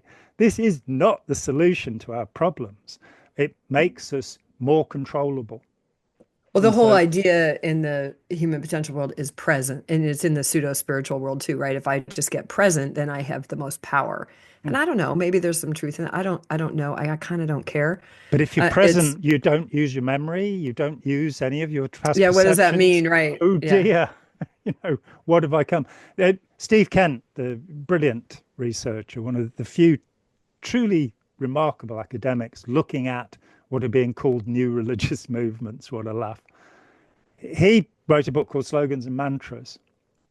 And, I'd arrived at the thought too that what happened in the 60s was that the human potential movement, and Werner had nothing to do with the origins of the human potential movement. Carl Rogers and people were there in the 40s, Abraham Maslow, Right. with these ideas that failed. That what Yeah. happened was that the hippies and the counter-establishment people, the Stop the War, it failed. You've got the Watts riots, you've got the civil rights Right. movement, you've got, you know, and the state demonstrated that it was a great deal more powerful than we were. And so political action stopped in the US almost. And people Hmm. started getting into me. I can't transform the world. When there are enough me's transformed. But the problem was that the me transformation was usually aimed at worldly success. It wasn't Yes. withdrawal spiritually. Mm-mm. And the spiritual withdrawal, how useful is it having a lot of people with paralyzed limbs wandering around and telling you, I managed to stick my arm out for 10 years and look, it doesn't move anymore, which is actually considered a great thing in Hinduism, in certain aspects of Hinduism. Or I withdrew from the world, I had no children. So I was, we've taken the best, the brightest people and we've made monks of them so that they aren't parents. How useful is that? You Have know, you read so Est is actually there's a man that figures out to call it Erhard seminar trainings, but it actually comes from a book which I bought. I spent $100 to buy this book from some used bookstore in London called Est, the Steerman Handbook.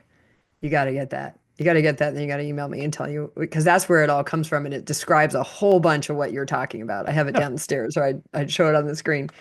But that's actually more the origin of Est for all the old Est heads out there, the Scientology and that, and a few other things. But anyway, I just had to mention that to you. So I'm but it, curious. So you have somebody here who will tell you anything you want to know about Landmark or Werner or whatever from the inside. So I'm curious if you have any other, I don't want to interrupt our flow, but I'm also wanted to put that out there. Like if there's any, yeah, because and I elected myself, and there's a few others now talking as well. But I'm probably the one that was the closest to the center. Mm, And also is I don't have an axe to grind. I'm not in landmark mm, world on it. I'm not being a racket. I don't, I'm in a weird way actually grateful for my time there. Like I can see there was lots of value, lots of experiences I mm. had that were pretty extraordinary. And but I am now getting straight about the dark side and what doesn't work because how can we evolve if we don't look at that? If we don't get honest about what how we're harming ourselves and subjugating ourselves and all of that. That's kind of where I'm at now, as I'm like, Mm. wow, look at that. How are we getting convinced to be exploited, to be participants in our own exploitation? I Willing don't, slaves. we're not going to get rid of all the psychopaths and sociopaths, whatever, or whatever we call them next. That's going to be amongst us. And they should have whatever accountability we can put together that makes sense. And I'm not against any of that. But I am very interested in this other side, which is those of us that get taken in by and follow that and give over our resource, whether it's the resource of our mind, our time, our money, our to elevate that. And I'm pretty obsessed with that right now, particularly given what's going on in my own country, which I'm literally seeing we have elevated that to the point of our own, not just our own destruction, Mm. but we're creating destruction around the globe with what we're doing to ourselves right now, in my opinion. Yeah. So, are we going to sit up and talk about it or not? That's Well, kind of where I'm. yeah, I mean, I started, I left Scientology in 1983. I'd been involved for 9 years. I wasn't on the staff. I had a good time. I got no axe to grind, as you say. Um, I was just concerned that there was a trail of people coming to my door who were damaged, whose lives had Right. been ruined financially, emotionally, and in other ways, families that had been torn apart. I found out there was a culture of oppression and harassment, and I found that out straight away. The first Hmm. day that I went public, October the 18th, 1983, I hosted a first public meeting of disaffected Scientologists in the UK by accident. I didn't set it up. I was asked to I host feel it like you're for describing the last year of my life, except for yeah. most of the people coming to me still want to be in secret. They still don't want to, Oh, because, yeah. that was exactly the case. I mean, 38 people wrote resignations from Scientology during this first 6 weeks that I was doing this. But the Mm, very first day, I was talked into hosting this meeting, which had already been set up, nothing to do with me. And there were two Scientologists on the door with clipboards taking the names of everybody who attended. And that was the point where I realized this was real, that this was not a world-saving, positive organization. These people were there, and sure enough, the next day, somebody who was at the meeting, Uni Richmond, was declared suppressive, and the mm. harassment machinery started. You talk about Est and litigation. You found what 24 cases. There are more than 10,000 Scientology cases, and I was on the receiving end of about 10 of them. And they would just steamroller and rip. So you're not dealing with something that's good. You're Right. dealing with something that's very nasty. So I studied that in as much depth as I possibly could. I wrote the only comprehensive history of Scientology, which I think is still the only Mm, comprehensive history of any post World War II cult. wow. That there is no academic work in this area because these groups are scary. They will attack you. They will go for you. Right. So you have academics like Brian Wilson, the late Brian Wilson at Oxford, not the Beach Boy, Yeah. who was paid by Scientology to invent with Gordon Melton the concept of the new religious movement. They were paid. And Mm, Est was included as a new religious movement. You go, what's religious about? What are we talking about here? And new, that's a vague one. Was that 1830 when the Latter-day Saints began? Or is it after the Second World War? Depends where you go. But Wilson wrote a set of criteria for determining whether something is a religious movement or not. And he used Scientology as the model to do that, to prove that it is a religion. Now, we get into difficulty here because one of the offshoots of Scientology, and most people are not aware of this, is the Charles Manson family. yes. Yeah. Charles Wow. Manson spent 14 months and had 150 Scientology auditing sessions. This is absolute fact. There's no speculation. Well, if I we want got evidence that auditing doesn't work. Well, it leads to success in any walk Yeah. of life. So if you wanted to be the poster child for serial killing, he was successful. And I think Manson did want that. Manson Mm, saw himself as, fear was the essential thing. But you have these groups that are created that run along these lines. So I became interested in terrorism. I spent years, there's a book behind wow. me, Lone Act of Terrorism. It's an I OUP saw book. that. There's a chapter in there on how what we are now seeing is people self-recruiting, Yes. you Yeah. know. So they don't join any group and they go and kill people. Right. And that mentality, the mentality that is fundamentally, I for a long time went with the term that's used in the ex-cult world, which is totalitarian or totalist, and then kind of went, the word totalitarian was first used to describe Mussolini, a total authoritarian, a Mm, totalitarian. And looking at that, looking at the various strong men and the occasional strong woman, like Margaret Thatcher or Indira Gandhi or Golda Meir or the Empress Catherine or the Dowager yeah. Empress. Yeah, there have been a few. There have been a Yeah. few, and it's not a gender thing. No. People who are horrible are horrible. There just happen to have been a lot more men than women who were really horrible so far. Hopefully, will lead to equality, and there'll be as many. But in looking at that, I started to look at the commonplaces in all gang formations, terrorist groups, pseudo religions, multi level marketing, commercial cults, therapy cults, all of these things. Mm, There are commonplaces and they are an very. aspect of our society. They don't just exist in these groups. Political groups use them all the time. When I watched the first New Labour campaign in 1997, Tony Blair, I was horrified as somebody who's studying persuasion techniques. Then I found it derived from the Clinton campaign. Mm-hmm. The guy called Philip Gould had been on the Clinton campaign and he Yeah. wrote his book about how that was done. We got spin doctoring, and the spin doctors wrote books about how we're conning you. Fine, eh? Yes. And we all lost faith in politics, quite rightly. And to drain the swamp of billionaires, the US put a billionaire in charge. Billionaire in charge, Okay. and who with a cadre of billionaires. Yeah. So my thought is that what the society needs, the transformation that society needs, is to understand authoritarianism. Why do we submit? Why do Yes. highly intelligent people become committed to extraordinarily dangerous groups and, commit horrors? And so, which is why I wrote Opening Our Minds. What I'd like to do is to pick this conversation up, and I can ask you specific questions about Werner. And there is one Sure. I extraordinarily know. important I thing. want to know what you're finding in the answer to those questions you were just asking. That's so great. Anyway, Yeah. go ahead. And if you go away and read Opening Our Minds and come back to me with questions from there, I'm because going you're in to. exactly the position, where you understand this stuff as well Yeah. as it can be Anybody understood. You've who's lived it. become, I was talking to this academic who studies systems, and they said the only way to really see a system is to have totally surrendered to it and then get Yes. out of it. So Yeah. I'm on the out of it side, but I'm a baby in that, right? I'm out.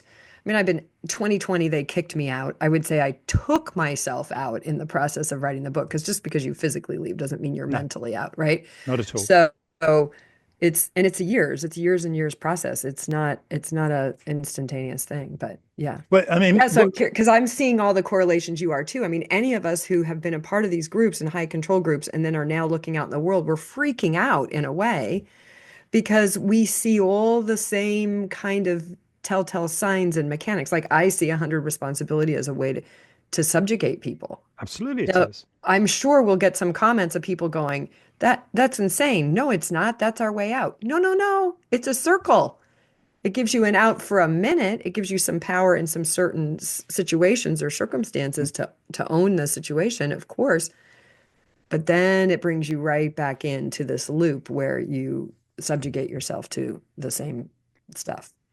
And my fundamental question from leaving Scientology and the point where I left Scientology, I'd left the mother cult. I Hmm. still believed for a few months, and then I left. I Yeah, went, no, I don't believe any of this.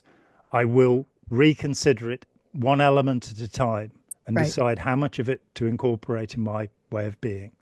But you can't see it. You Yeah, you can't have see the to wood for the reject it. trees. Yeah. Yeah, you have to get And out. it's now 41 years later, and I've not taken any principle, every Mm, principle in Scientology that I investigated, and I've investigated most of them. And there's a lot of it. I found out where they came from.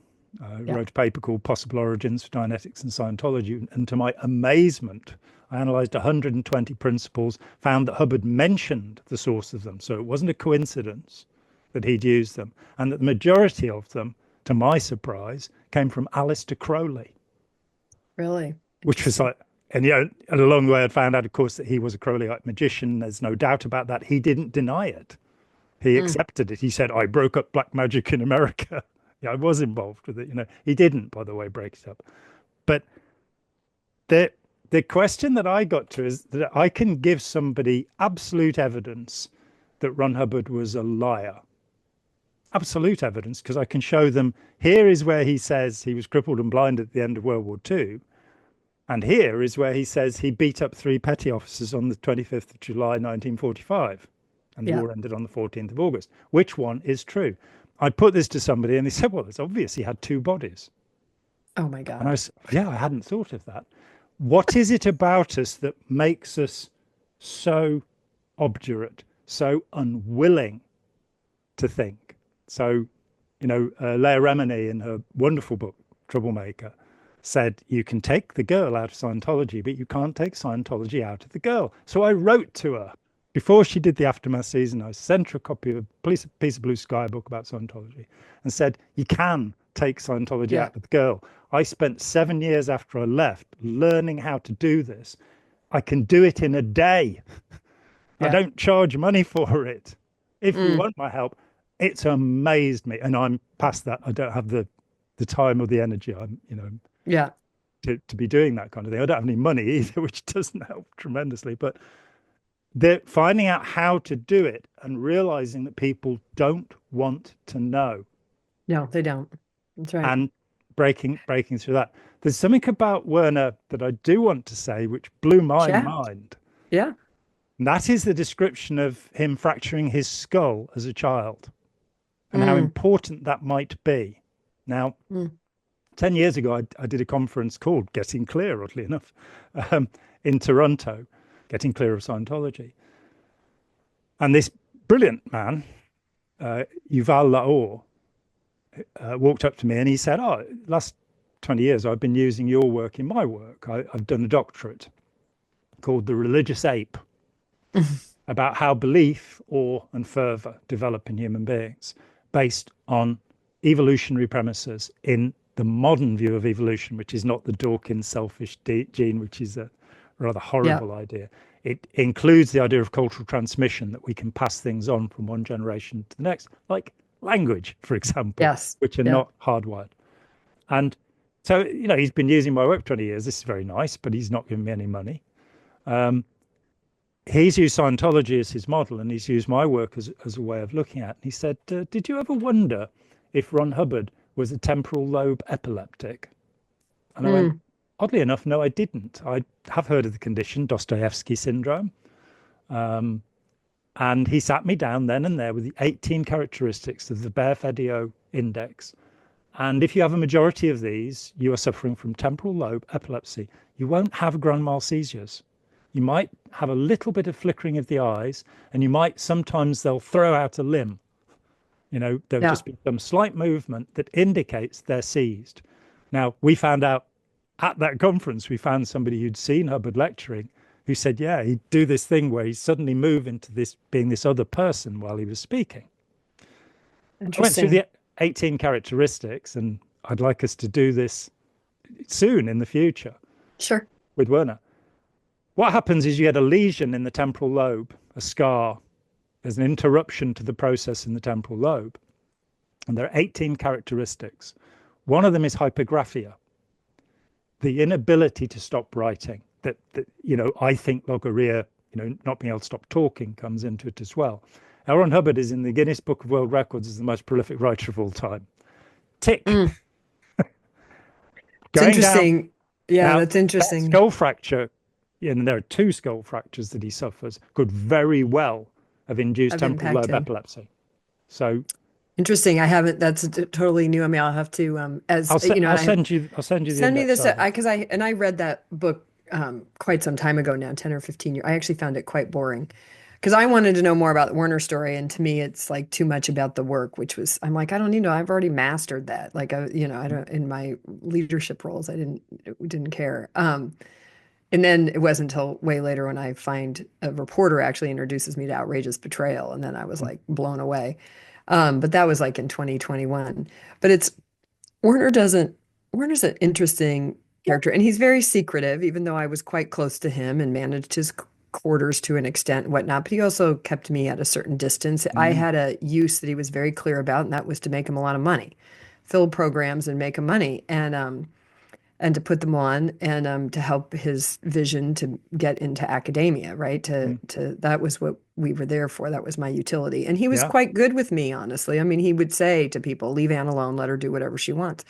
He knew. He and I had a couple of run-ins, which I share in the book, and Mm, a couple others where he kind of would threaten me, and I was like, well, I mean, I literally, curiosity is my thing, and I'm mm, like, well, that's fascinating. When mm, my brain unfreezes from the freeze, I kind of mm. go into a sort of curiosity. Well, what was that about? Yeah. And he's lazy in a very interesting way, this is why I think he has a cadre of staff around him. He always has somewhere between 6 to 10 people that are doing his almost incessant bidding. And then he has all these volunteers. So he has teams of people, for example, that read books for him. Mm. They read the book and then they're given all these instructions about The what to cliff read for and notes. how to, Yeah. yeah. And then they give him cliff notes. Part of me wondered, this is one of the things like why 10 steps to do that. I'm like, why don't you just subscribe to cliff notes? You know what I mean? Like you don't need that. So, and in terms of he doesn't write, but he spends, you know, hundreds of hours when he's physically well enough on Zooms like this Mm, with teams of people picking through ideas, comma by comma, word by word. I sat in rooms for 9 years, 3 to 4 weeks a year, watching this. It was a mm, fascinating process. And that's, I don't know whether it's the same thing, but that's where I saw kind of the closest thing to what you're describing. I don't have any evidence or have never heard of him writing per se, but mm. he has people that write for him. Yeah. As I He say, it comes has, out as Logorrhea, the yeah. person who has to keep talking, has to dominate every conversation, isn't really very interested in what people are saying unless there is some money-making aspect to it they can grab Well, hold of, or because I went to many dinners with Werner, and then it was fun at first, and then it got kind of tedious. And then I would try to get like team people, why don't you go represent? And literally, I couldn't sell a spot if I wanted to. What was tedious about it, besides the gratuitous amounts of alcohol that you had to figure out how to avoid if you're going to Mhm. make it home, is he dominates the space, but then every once in a while you get into these little moments with him where it feels as if he's genuinely curious in you. And there was this one where he went around the table. I don't know what question he asked, but he was asking us some question. It was kind of like our origin story. And so I told mine, I said, well, funny, Werner, mine's not too unlike yours. I was a teen parent, Mm. which he wasn't exactly, but pretty close. He's had his first Yeah. kid, I think, at 18, 17 or 18. Yeah, yeah, Has 17, I think. four by the time he's like 21, 22. Yeah. And And is so, horrible to his wife throughout. Oh. oh, still to this day. And Mm, so but it was funny. And that was one of the few times when he was actually sort of listening. And he turned and looked at me. He goes, oh, he goes, of course you are who you are. And I'm like, yeah, of course I am. Like I'd already uh, been I'd already been fully indoctrinated into the work of Landmark and already seen all the correlations that they use about, oh, you say this to yourself when you're a child and that formulates your identity and blah, blah, blah, blah, blah, blah, mm, blah.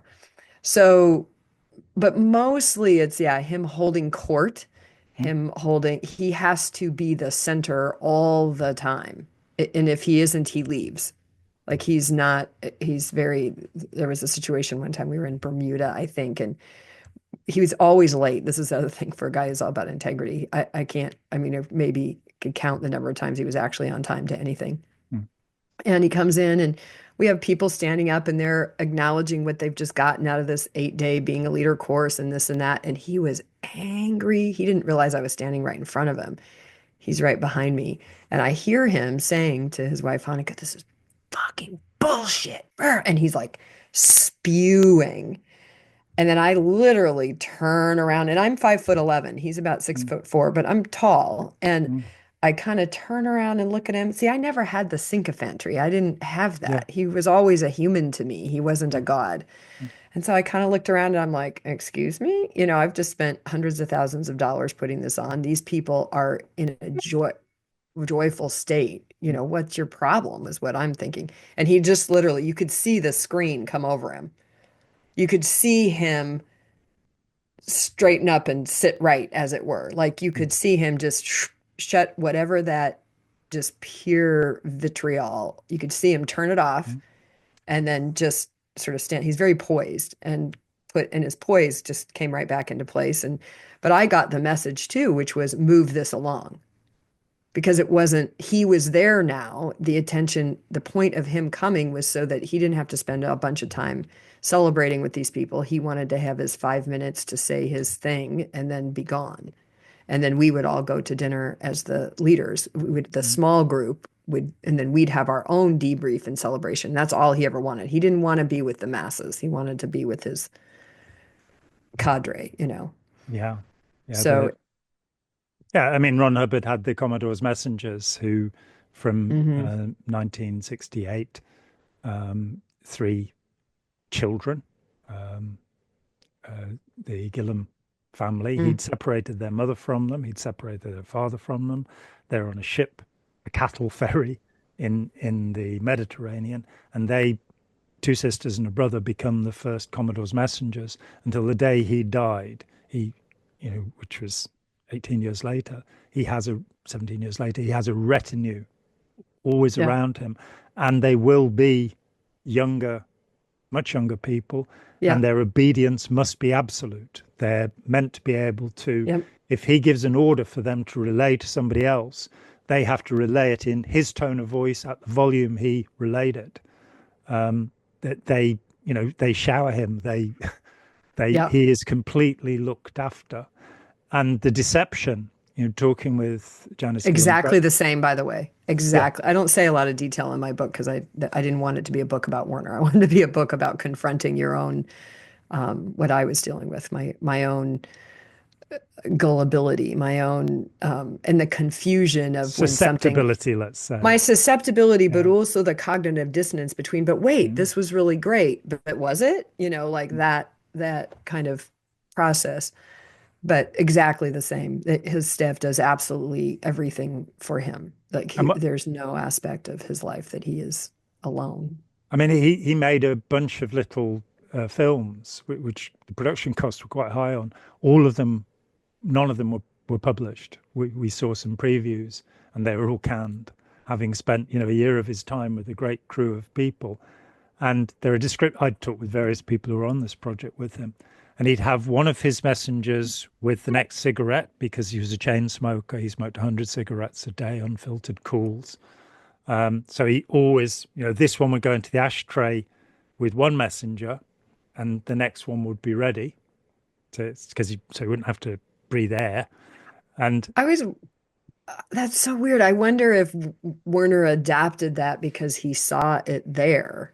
Because I mean, he isn't doing cigarette smoking, but the same thing, like every single thing is completely handled. That's fascinating. well, this again fits with temporal lobe epilepsy and with narcissistic personality disorder and the sociopathic, psychopathic traits. Microcontrol is an aspect that. So, But I mean, every little thing has to be done in the right way, or they so get furious. tell me what you think about this. If we just stay in that. So that gets translated in the organization that we know today as Landmark, right? So it starts with Werner Erhard and Associates, which puts on the S training, and then it, becomes it's all the way through.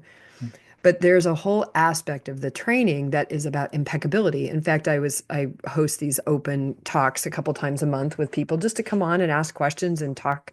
Mm, those that are interested in deconstructing what really happened to us in our Yeah. time there.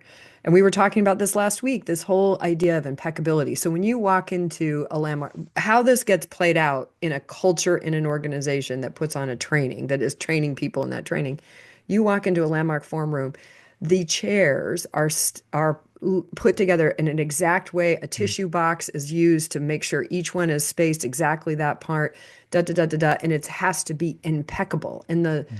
storyline is, or the narrative is that you're learning how to create an environment in which there's no, different people have slightly different ones.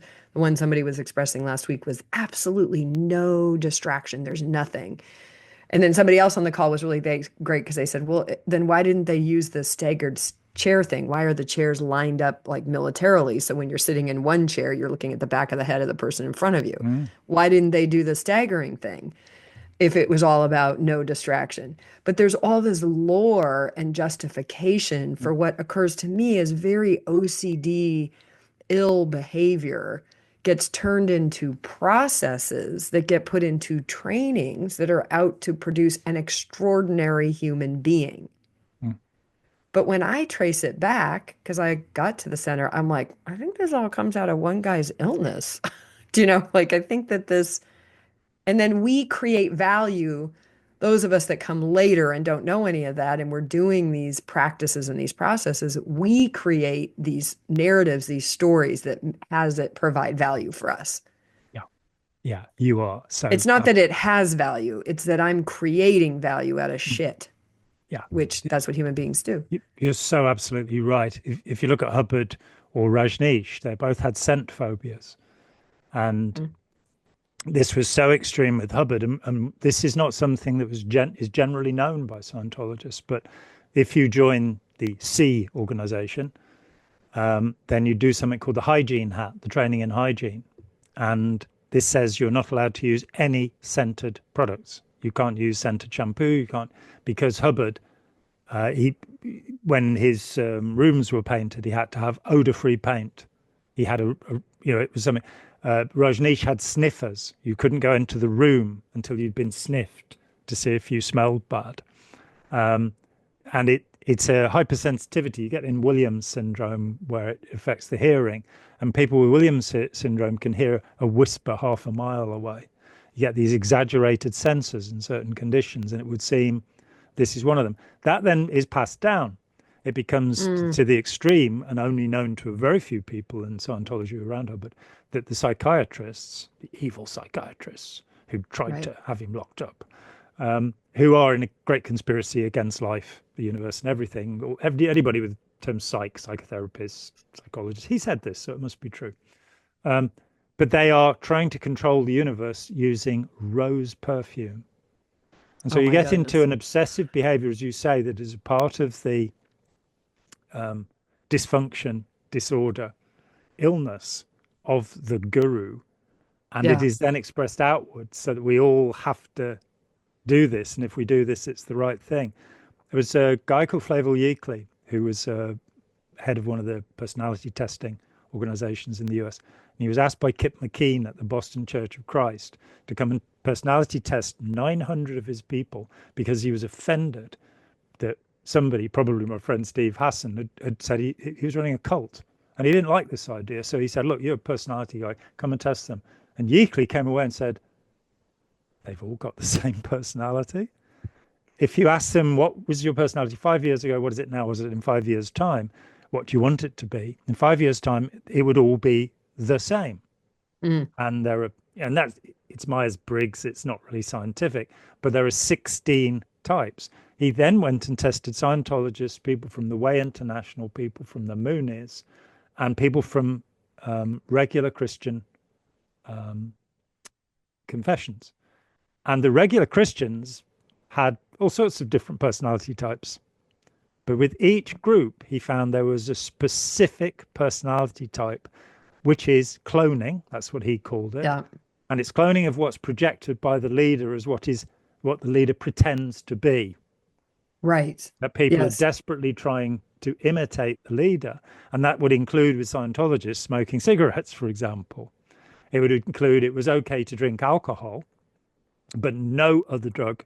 they're still, I think, running campaigns against cannabis in the US, despite the fact that, medically, the evidence against alcohol is a little bit more Oh, severe than the yeah. evidence against Well, cannabis. that's funny because alcoholism is pretty rampant in the higher levels of landmark, like and I can tell you, Werner's an excessive drinker, and or was in my time that I was Yeah. buying his alcohol. So that, in fact, I had to learn. My mentor had spent time with him early on. One of my early teachers is actually a wonderful woman. She's passed on now, but um, who spent time with him in the early days, and she was sort of the consummate Connecticut lady. And I knew with her that I would always, because I spent a lot of time with her, she trained me a lot early on, and she would always get a glass of Chardonnay. She wanted a martini, which is Werner's main drink, a martini and a glass of Chardonnay and a cup of ice. And I didn't ever really understand that at all until fast forward years later, and I'm going to all these dinners with Werner, and I call her up and I say, "My God, what are you doing with all?" Because they'll order, and Mike was quite a wino as well. He loved wine. I wouldn't say he was an alcoholic as to that degree, but he really loved wine. So Mm. you'd sit down, everybody had to have a martini, and then you'd have a red and a white, two or three of them. And I'm like, I gotta get, this is like 10 o'clock at night, 9 o'clock at night. I gotta get up at 6 in the morning, run a team, get ready for the course. So, and in the early days in 2012, like when I was first hosting the program, these were almost every night. Eventually it tapers off to be three or four during a 20-day period. But anyway, so I call her up and I said, I don't know what to do. And she goes, Anne, what do you think the glass of ice was for? She would slide ice into the martini and the Chardonnay so that her glass wouldn't get refilled. And I'm like, oh my God, that's genius. So I started ordering a glass of ice when I Uh, would go to the dinner so that I could get away with having only one drink. Because as soon as the nanosecond your drink goes down, there he's ordering you more. Oh, fill it, waiter, fill him up and all that stuff. I was also in charge of the budget, so I used that as a bit of a hammer to try and control things. I'd be like, I learned you couldn't say no. You can't say no to people like this. You cannot no, say no to narcissists in no. anybody on the narcissism spectrum. You cannot say no to them. You can't confront them. But I got really good at yes, and that will cost the charitable initiative we're all here raising money for. That's I would say the EJI, the Earhart Jensen Initiative. That will cost it $600. That will cost it because the money we spent was money that wasn't going to that, which was the reason we were supposedly having these courses, Mm. was to raise money to put into that organization, which would then use that money to train. This was this story to train university lecturers and professors to deliver this unique, new, cutting-edge ontological approach to leadership in institutions of higher education. Mm. And that was the whole. So I would say, yes, of course we can do that. And I just want to let everybody know that that means this much less money as the contribution in the end. And that was how I would manage them. Yeah, the the brief time that I spent in a Zen monastery when I was 18, when I learned Zazen, um, I had the great good fortune to have a conversation with the abbot there. Um, the Zen sect actually now deny he ever existed, which tells you how cults are these days. If you look Wow. to the website for Throstlehold Priory, the first abbot was some guy I've never heard of. Daiji Strathern was the first abbot. And he said to me, he said some very clever things before he defected to the Tibetans. And one of them was that if you join a group, consider the least person in it and see if they have qualities that you wish to have. And I was able to invert that and kind of go, well, consider the most person in it, the leader. Is this the sort of person I'd like to be? And it sounds to me as if L. Ron Hubbard and Werner Erhard were both alcoholics. And that's not ever been one of my aspirations to become the slave of any drug. And the thought that somebody who's developed this, like I say with Hubbard, 100 cigarettes a day, and this, the story I was going to tell you, he'd have making these little films. He'd have three messengers with him, one with the cigarette and the lighter ready for the next, one with the ashtray, and one with the chair. And one day, the one with the chair, when he went to sit down, didn't have the chair in place, and he Mm. fell to the ground. That person was then put onto the Rehabilitation Project Force, which is a gulag, a labor force, a prison camp, Wow. where you usually serve a sentence of 2 years, 2 years for not putting the chair there. In Warner And World, they would have been called for a pay refund. Well, they would have yeah, been oh, screamed pay at and refunds. like Yeah. very possibly physically harmed, Yeah. but they would, pay refund, pay refund. And there Mm, were people that on his staff that at the end of their month, they would owe him more money than he owed them, yeah. so to speak. And I'm saying that lightly to be clear. He didn't any it's he does not own anything, pay anybody. His name is not to anything. It's all done through shell corporations and Mm, people like me, honestly. That's why he needed mm, me in part because I yeah. ran all the money. I did everything for that whole project, all ran through my company Mm, and was on, me. And they relied on my integrity and my commitment to the work to ensure that the portion that belonged to them got transferred to them. One of my proud moments is in the end, I did stiff him for about $30,000 worth of expenses that I refused to pay. I, Good I for didn't you. refuse to pay it for anything other than the fact I didn't have the money. Mm, I mean, I don't want to sound like some great rebeller here. I actually was literally like, I was pretty disgusted by that point, but I was also like, I don't even have that money. We did mm, not make that. You did not come to the program. I mean, it was a whole thing. But to this now, I'm kind of like, at least I got him that $30,000, like that of expenses I didn't pay, mm. and that they purported to have spent. But it's yeah, everything is organized. But there's this interesting thing that happens. It's interesting what you're saying because if I came along in the 90s and I come into Landmark, I don't know a word about Werner. He does not exist. He has been Yeah. erased at that Yeah. point. And then I become a trainer of the main level of initial leadership training. It's called the Mm, introduction to it was called the introduction to foreign leaders training. It became introduction leaders training. Now it's called the Leadership Academy. yeah. And even then, the only way I knew about Werner was because it was in the corporate Q&A. If somebody in your guest room asked you, is this a derivative of est? Is Werner Erhard? You had a whole thing that you said, which was basically no. I Mm, mean, yes, the ideas, the employees, Werner sold his ideas to the employees, which we would all disregard that the employees meant his brother and sister. And yeah. we never did any thinking about that correlation, but as well as a few others. And he was completely gone. But what I now know is like they had a project to like recreate the training or whatnot. There's always been running the project to recreate Werner. And Mm, if you pressed in on some of the higher ups that are in there now running the organization, if you really pressed them or they were pissed off at you, one of the things you would hear from them is essentially, I am the closest thing to Werner you're ever going to fucking get. And if you don't, they would evoke him and it's very clear that they have worked their entire career and lives to be him. mm, And they don't see that as mind control. mm, They don't see that as brainwashing. mm, They see that as a recreating source, mm. which is my latest word I'm now on a rampage against. But is this whole idea of source is bullshit. Which is So borrowed directly from Ron Hubbard. is it? Yeah.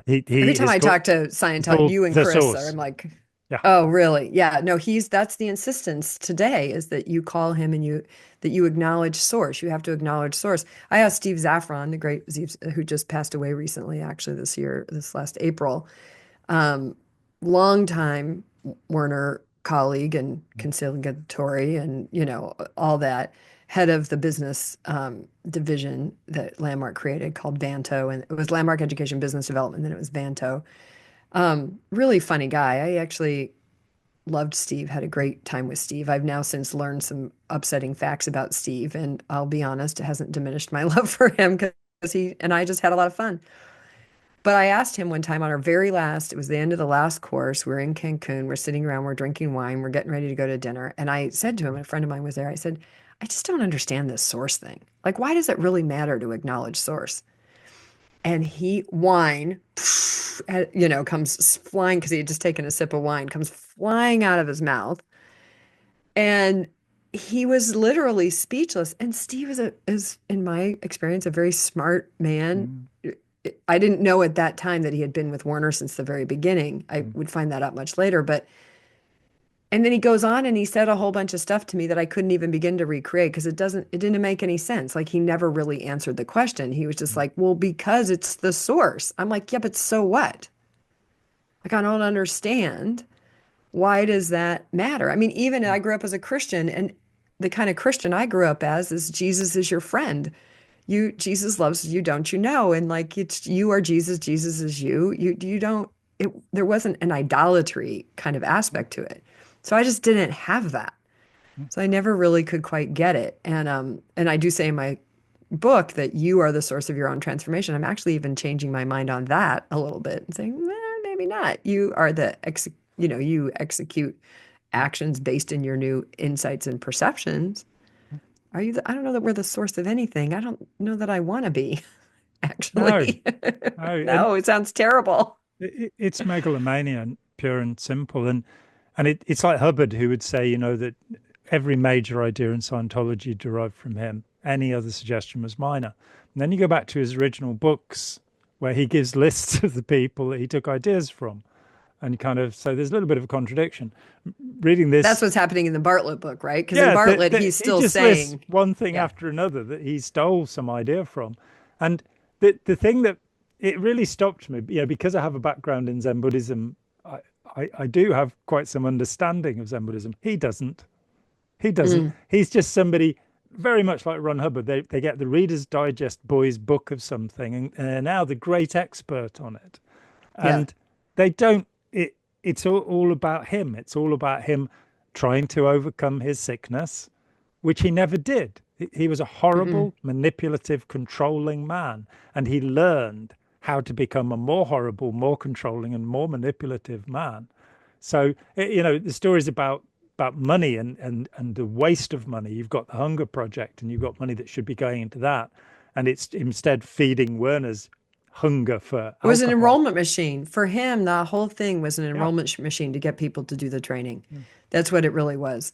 He put people on the corners with this. That's where it's to me, it's the beginning of sort of weaponized empathy, like where you get people who are doing good work. So you look good and you're going to ride those coattails. We see this all over. I've been listening to a lot of Ezra Klein lately. We see this all over the Yeah, I liberal was watching parties. Ezra Klein last night, actually. Yeah, Very yeah. But I'm interesting. listening to his book Abundance just came out, Abundance, yeah. and but I really appreciate the way that he and some others are sort of talking about in the liberalism and like how we have weaponized empathy there as well to get people on board to act or behave a certain way. Like, oh, this is the good side. I mean, look, and come on, joke's on us. All the Teslas, right? Everybody's buying the Teslas because the Teslas are going to save the planet and they're the best EV car and it's the future. And Elon Musk is a dreamer. Elon Musk has purchased everything. He has not thought anything up. No. Anybody who knows this. And so, and now all of a sudden, I mean, I think it's kind of hilarious. I have friends that own Teslas. They're decent cars. I mean, it's nice, whatever. And they're now all running around the United States buying stickers. I'm not with him either. I'm stuck with this Tesla. Like they're trying to, I but the can't sell guys, this damn thing. people think that he switched sides, but he didn't switch sides. No, It's the nothing same. changed. Nothing changed. We just don't see it. We don't see that our desire to do good, our desire to do something that we have no real access to at the level of individual. How am I going to stop global warming? Well, what am I going to do? I'm going to, stop buying straws, less plastic, get an EV, those are good things. But then we turn it into a kind of religion. We turn it into this badge of honor rather than like, wow, well, I didn't really know what to do and I want to be a better person than I was before. And I want to do the actions that are, to the best of my understanding, going to help their planet and our society. But these predators weaponize that. They find ways to use that to take advantage of us, to use the power of the groups, in order to win over their ideas. It's the same. It's just the We, same thing. we Same, get same phenomenon. greenwashing, and Hmm. I mean, a friend of mine worked for Friends of the Earth, and I admire Friends of the Earth, but he was taught selling techniques. He was taught how Hmm. to get onto somebody's doorstep and get them to buy something. And you're kind of going, you got to walk the walk. If you believe these things, this is the way you have to behave. And we're sold on all sorts of great ideas. I've been recycling paper since 1984, but I know most of it's burned. Yeah. You know, Right. and I know that most of the plastic is ending up on beaches in Turkey or dumped Right. somewhere Somewhere in because Peru or we're something. being sold these ideas by unscrupulous people who aim to be powerful, who want to have sway over us. And it's why, politics becomes a cult. And it is that thing. Why are we unwilling to Yeah. face reality? Why? Because when I came to face reality, to the extent that I've managed to do that, it was a lot less scary than I'd imagined. Yeah. The thought of dying really wasn't that scary. In fact, coming from Buddhism, of course, you find that you're not going to die. The fear of the eternal return, the wheel of suffering, and all of that. But these scary ideas, we can actually do things well, and we can do things properly, and we are failing. For me, the most significant aspect of our culture is our education system. And the fact Yeah. that our education system is authoritarian. It is training people to want to rape the world and master everybody around them, Right. as if that was a, natural thing. It's not training people to be responsible and caring. Of course, there are hundreds of schools that are exceptions to this. But, I set about trying to design a program for schools that would teach kids what fake news is and how to tell what to do. And I've seen what Google and people have put up on this matter. And it's like, oh, yeah, really, whose side are you on? It is usually relatively easy to spot a lie. Kids are not taught that. They're not taught how to communicate. They're not taught how to make relationships. They're not taught how to mend things. They're not taught that resentment and revenge are very bad ideas, not just for the person you're doing it to, but for you being consumed by those things. And they may then be taught some wishy-washy idea of empathy. They're meant to have empathy. And again, Over here, I'm pretty sure they're not taught that at all. I had well, yesterday, I had somebody yeah. on Facebook put out it was a link to an article, and the page was some movie star person in a glitzy, silky dress, kind of walking, and then behind them is all these like tattooed up. So it's supposed to be Venezuelan gang members, right? All Now, right. not even a 1 second glance at this photo, you can tell that it's photoshopped because there's no way that a movie star in a glitzy dress is standing in a room with a bunch of tattooed up gang members, right? A white woman, by the way, it's a white blonde woman. And I just said right off, like this, I don't even have to click into this article. And the headline was bullshit, too. Like it was just obvious because it doesn't match with common sense. Like I always, it's like common sense is our best friend. And so, anyway, but I put something back. I said, this is propaganda. This is not real. This is not real. This is not, that picture is not real. The story is not real. Nothing about this is real. And I was quite shocked by the response from the person who was a former student of mine on my teams. Good guy, good person with a big heart.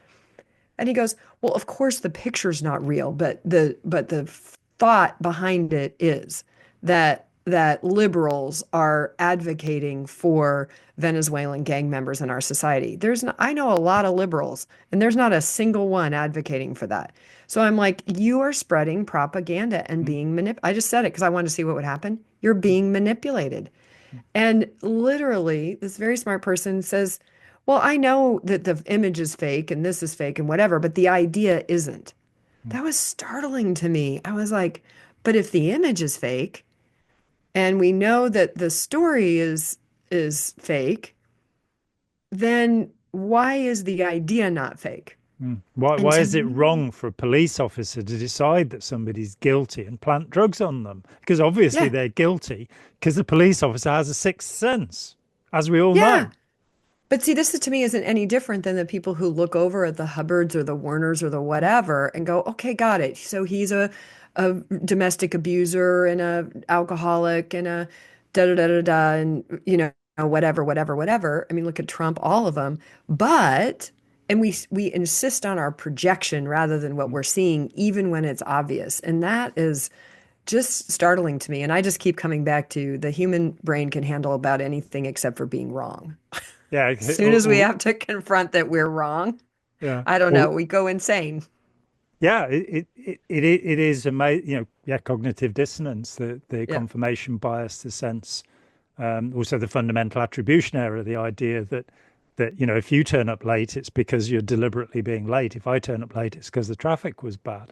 That we see others through a different lens to ourselves, and there is so much that we could be teaching our kids I would absolutely start with my friend Ira Chaleff's book, Intelligent Disobedience.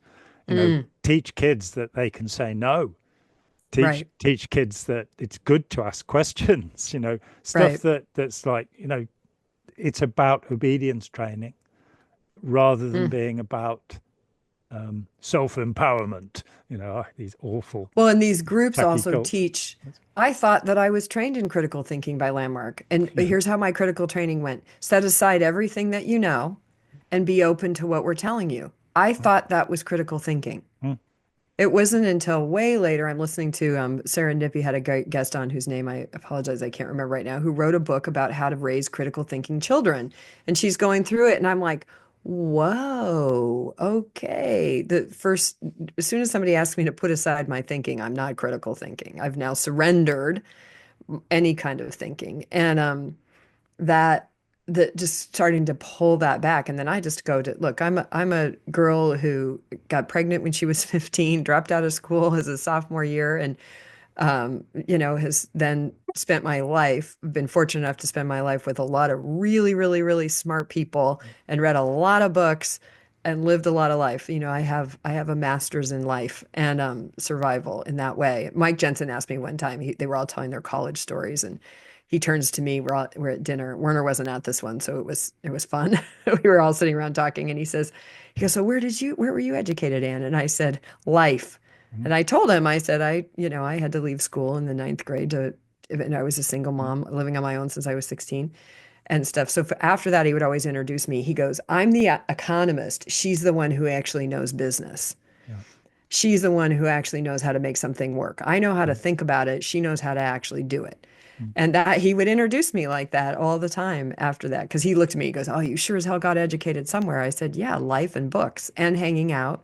Blessed to spend a lot of time with people like you and discuss these things. And that's some of it's great education. I miss that I didn't get to go to formal school. I'm Well, actually let's go on. exploring going back. Let's go on the record. I dropped out of school at 17. Did you? Yeah, so Awesome. that's I where my got it. education came from too. Yeah. And critical thinking, our friend Chris Shelton has pushed the idea of critical thinking, and he and I have butted heads over this from time to time, because he was on a podcast and he said that critical thinking is the cure for cults.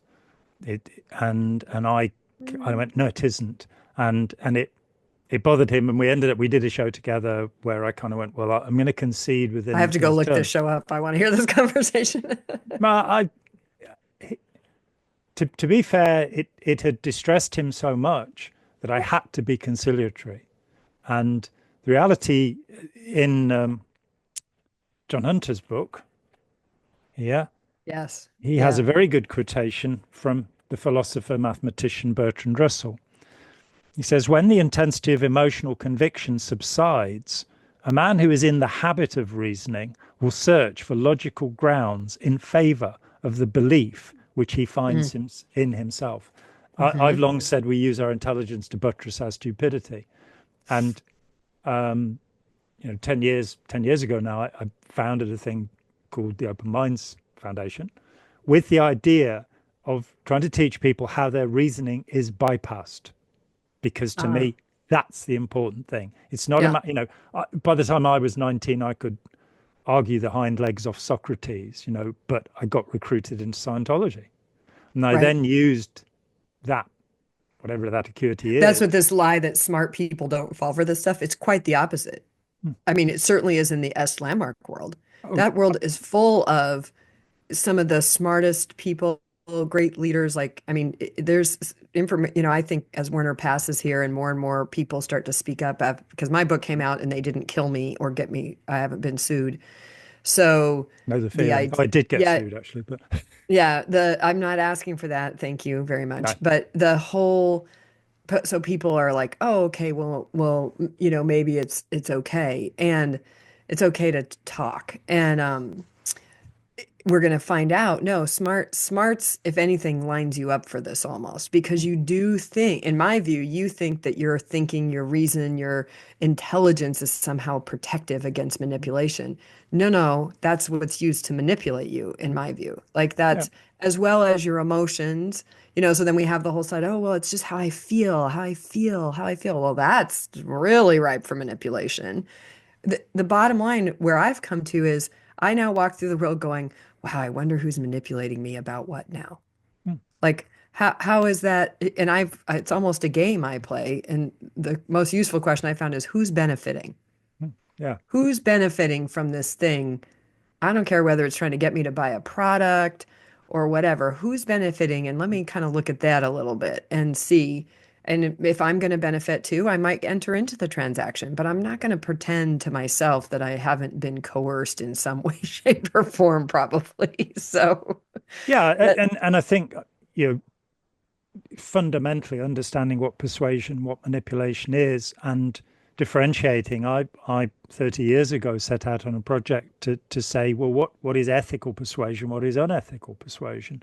Where are the boundaries? And the problem that I had was that wherever I looked, I was seeing unethical persuasion. I wasn't seeing, right, here are all of the facts for you to consider right. before you become involved or buy this product. Here's everything that's known about it.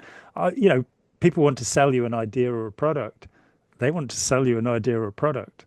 I had a That's fascinating. this guy came to sell my aged mother an adjustable bed, and he gave her the whole 20-minute spiel.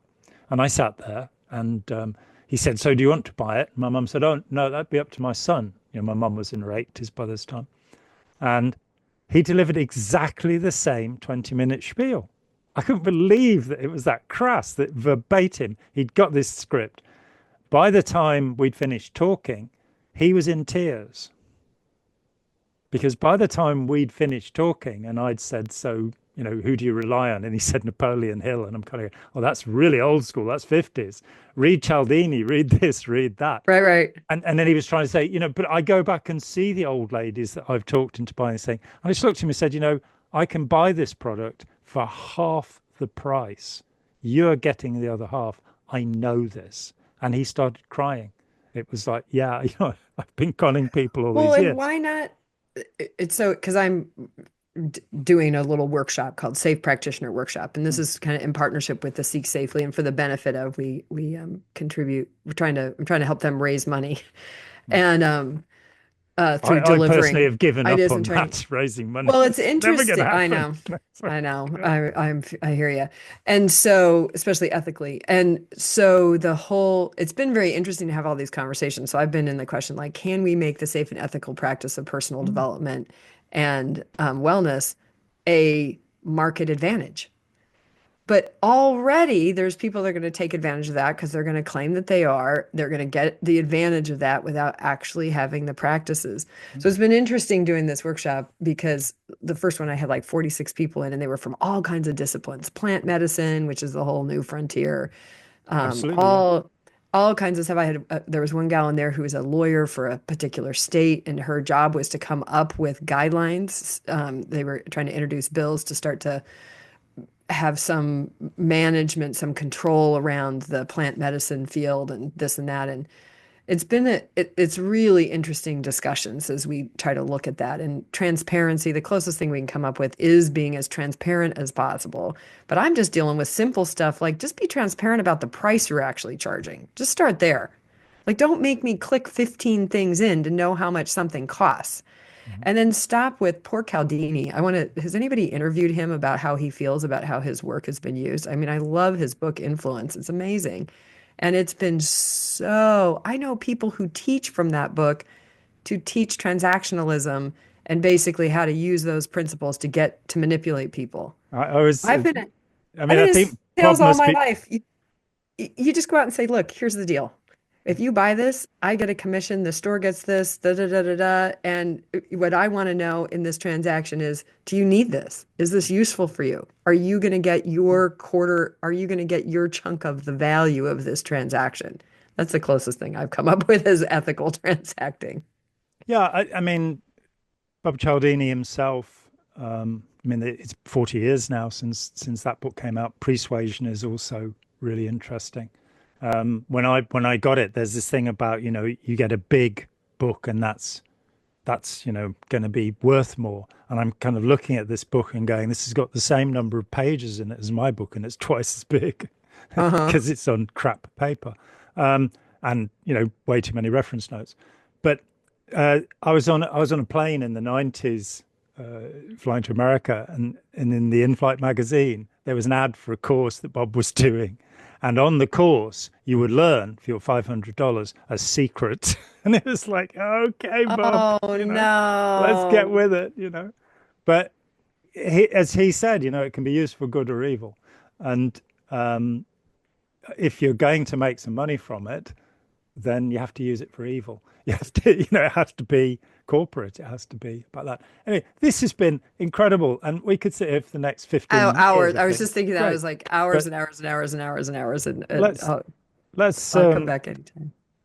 thank everybody for spending their time with us. Thank you for that. Absolutely. And I think we're going to be doing this again very soon because it was so much fun. It is. I'm going to read your book that you sent me. Thank you for that. And I Great. look forward to it. And there's a whole, but I can hear your interest in Werner. I'm going to send you some stuff. And there's a bunch, there's more coming, I think, as he nears the end of his time and as we have the freedom to start to explore. I always say we've spent 50 years exploring the good side of whatever he created around him. Well, we now need to dedicate a little bit of time to the intended or unintended consequences that maybe are dangerous so that we don't carry those forward. That's my fundamental desire. The evil So that men do lives after them. The that's good right. is oft interred within their bones, Mm, as wow. Billy Shakespeare put it. If there was Hmm. indeed a Billy Shakespeare, I know. I just let's not even go there. exactly. Right, All this has right. been great. Thanks so much, and Thank you, John. I let's appreciate it. switch off our little recordings, and away we go. Hi, John here. Thanks for watching. We'd appreciate it very much if you would click like, as well as subscribe, and click the bell for notifications. Every dollar helps, and we welcome new patrons on Patreon, or you can make a one-off payment with any currency through PayPal. Thanks so much.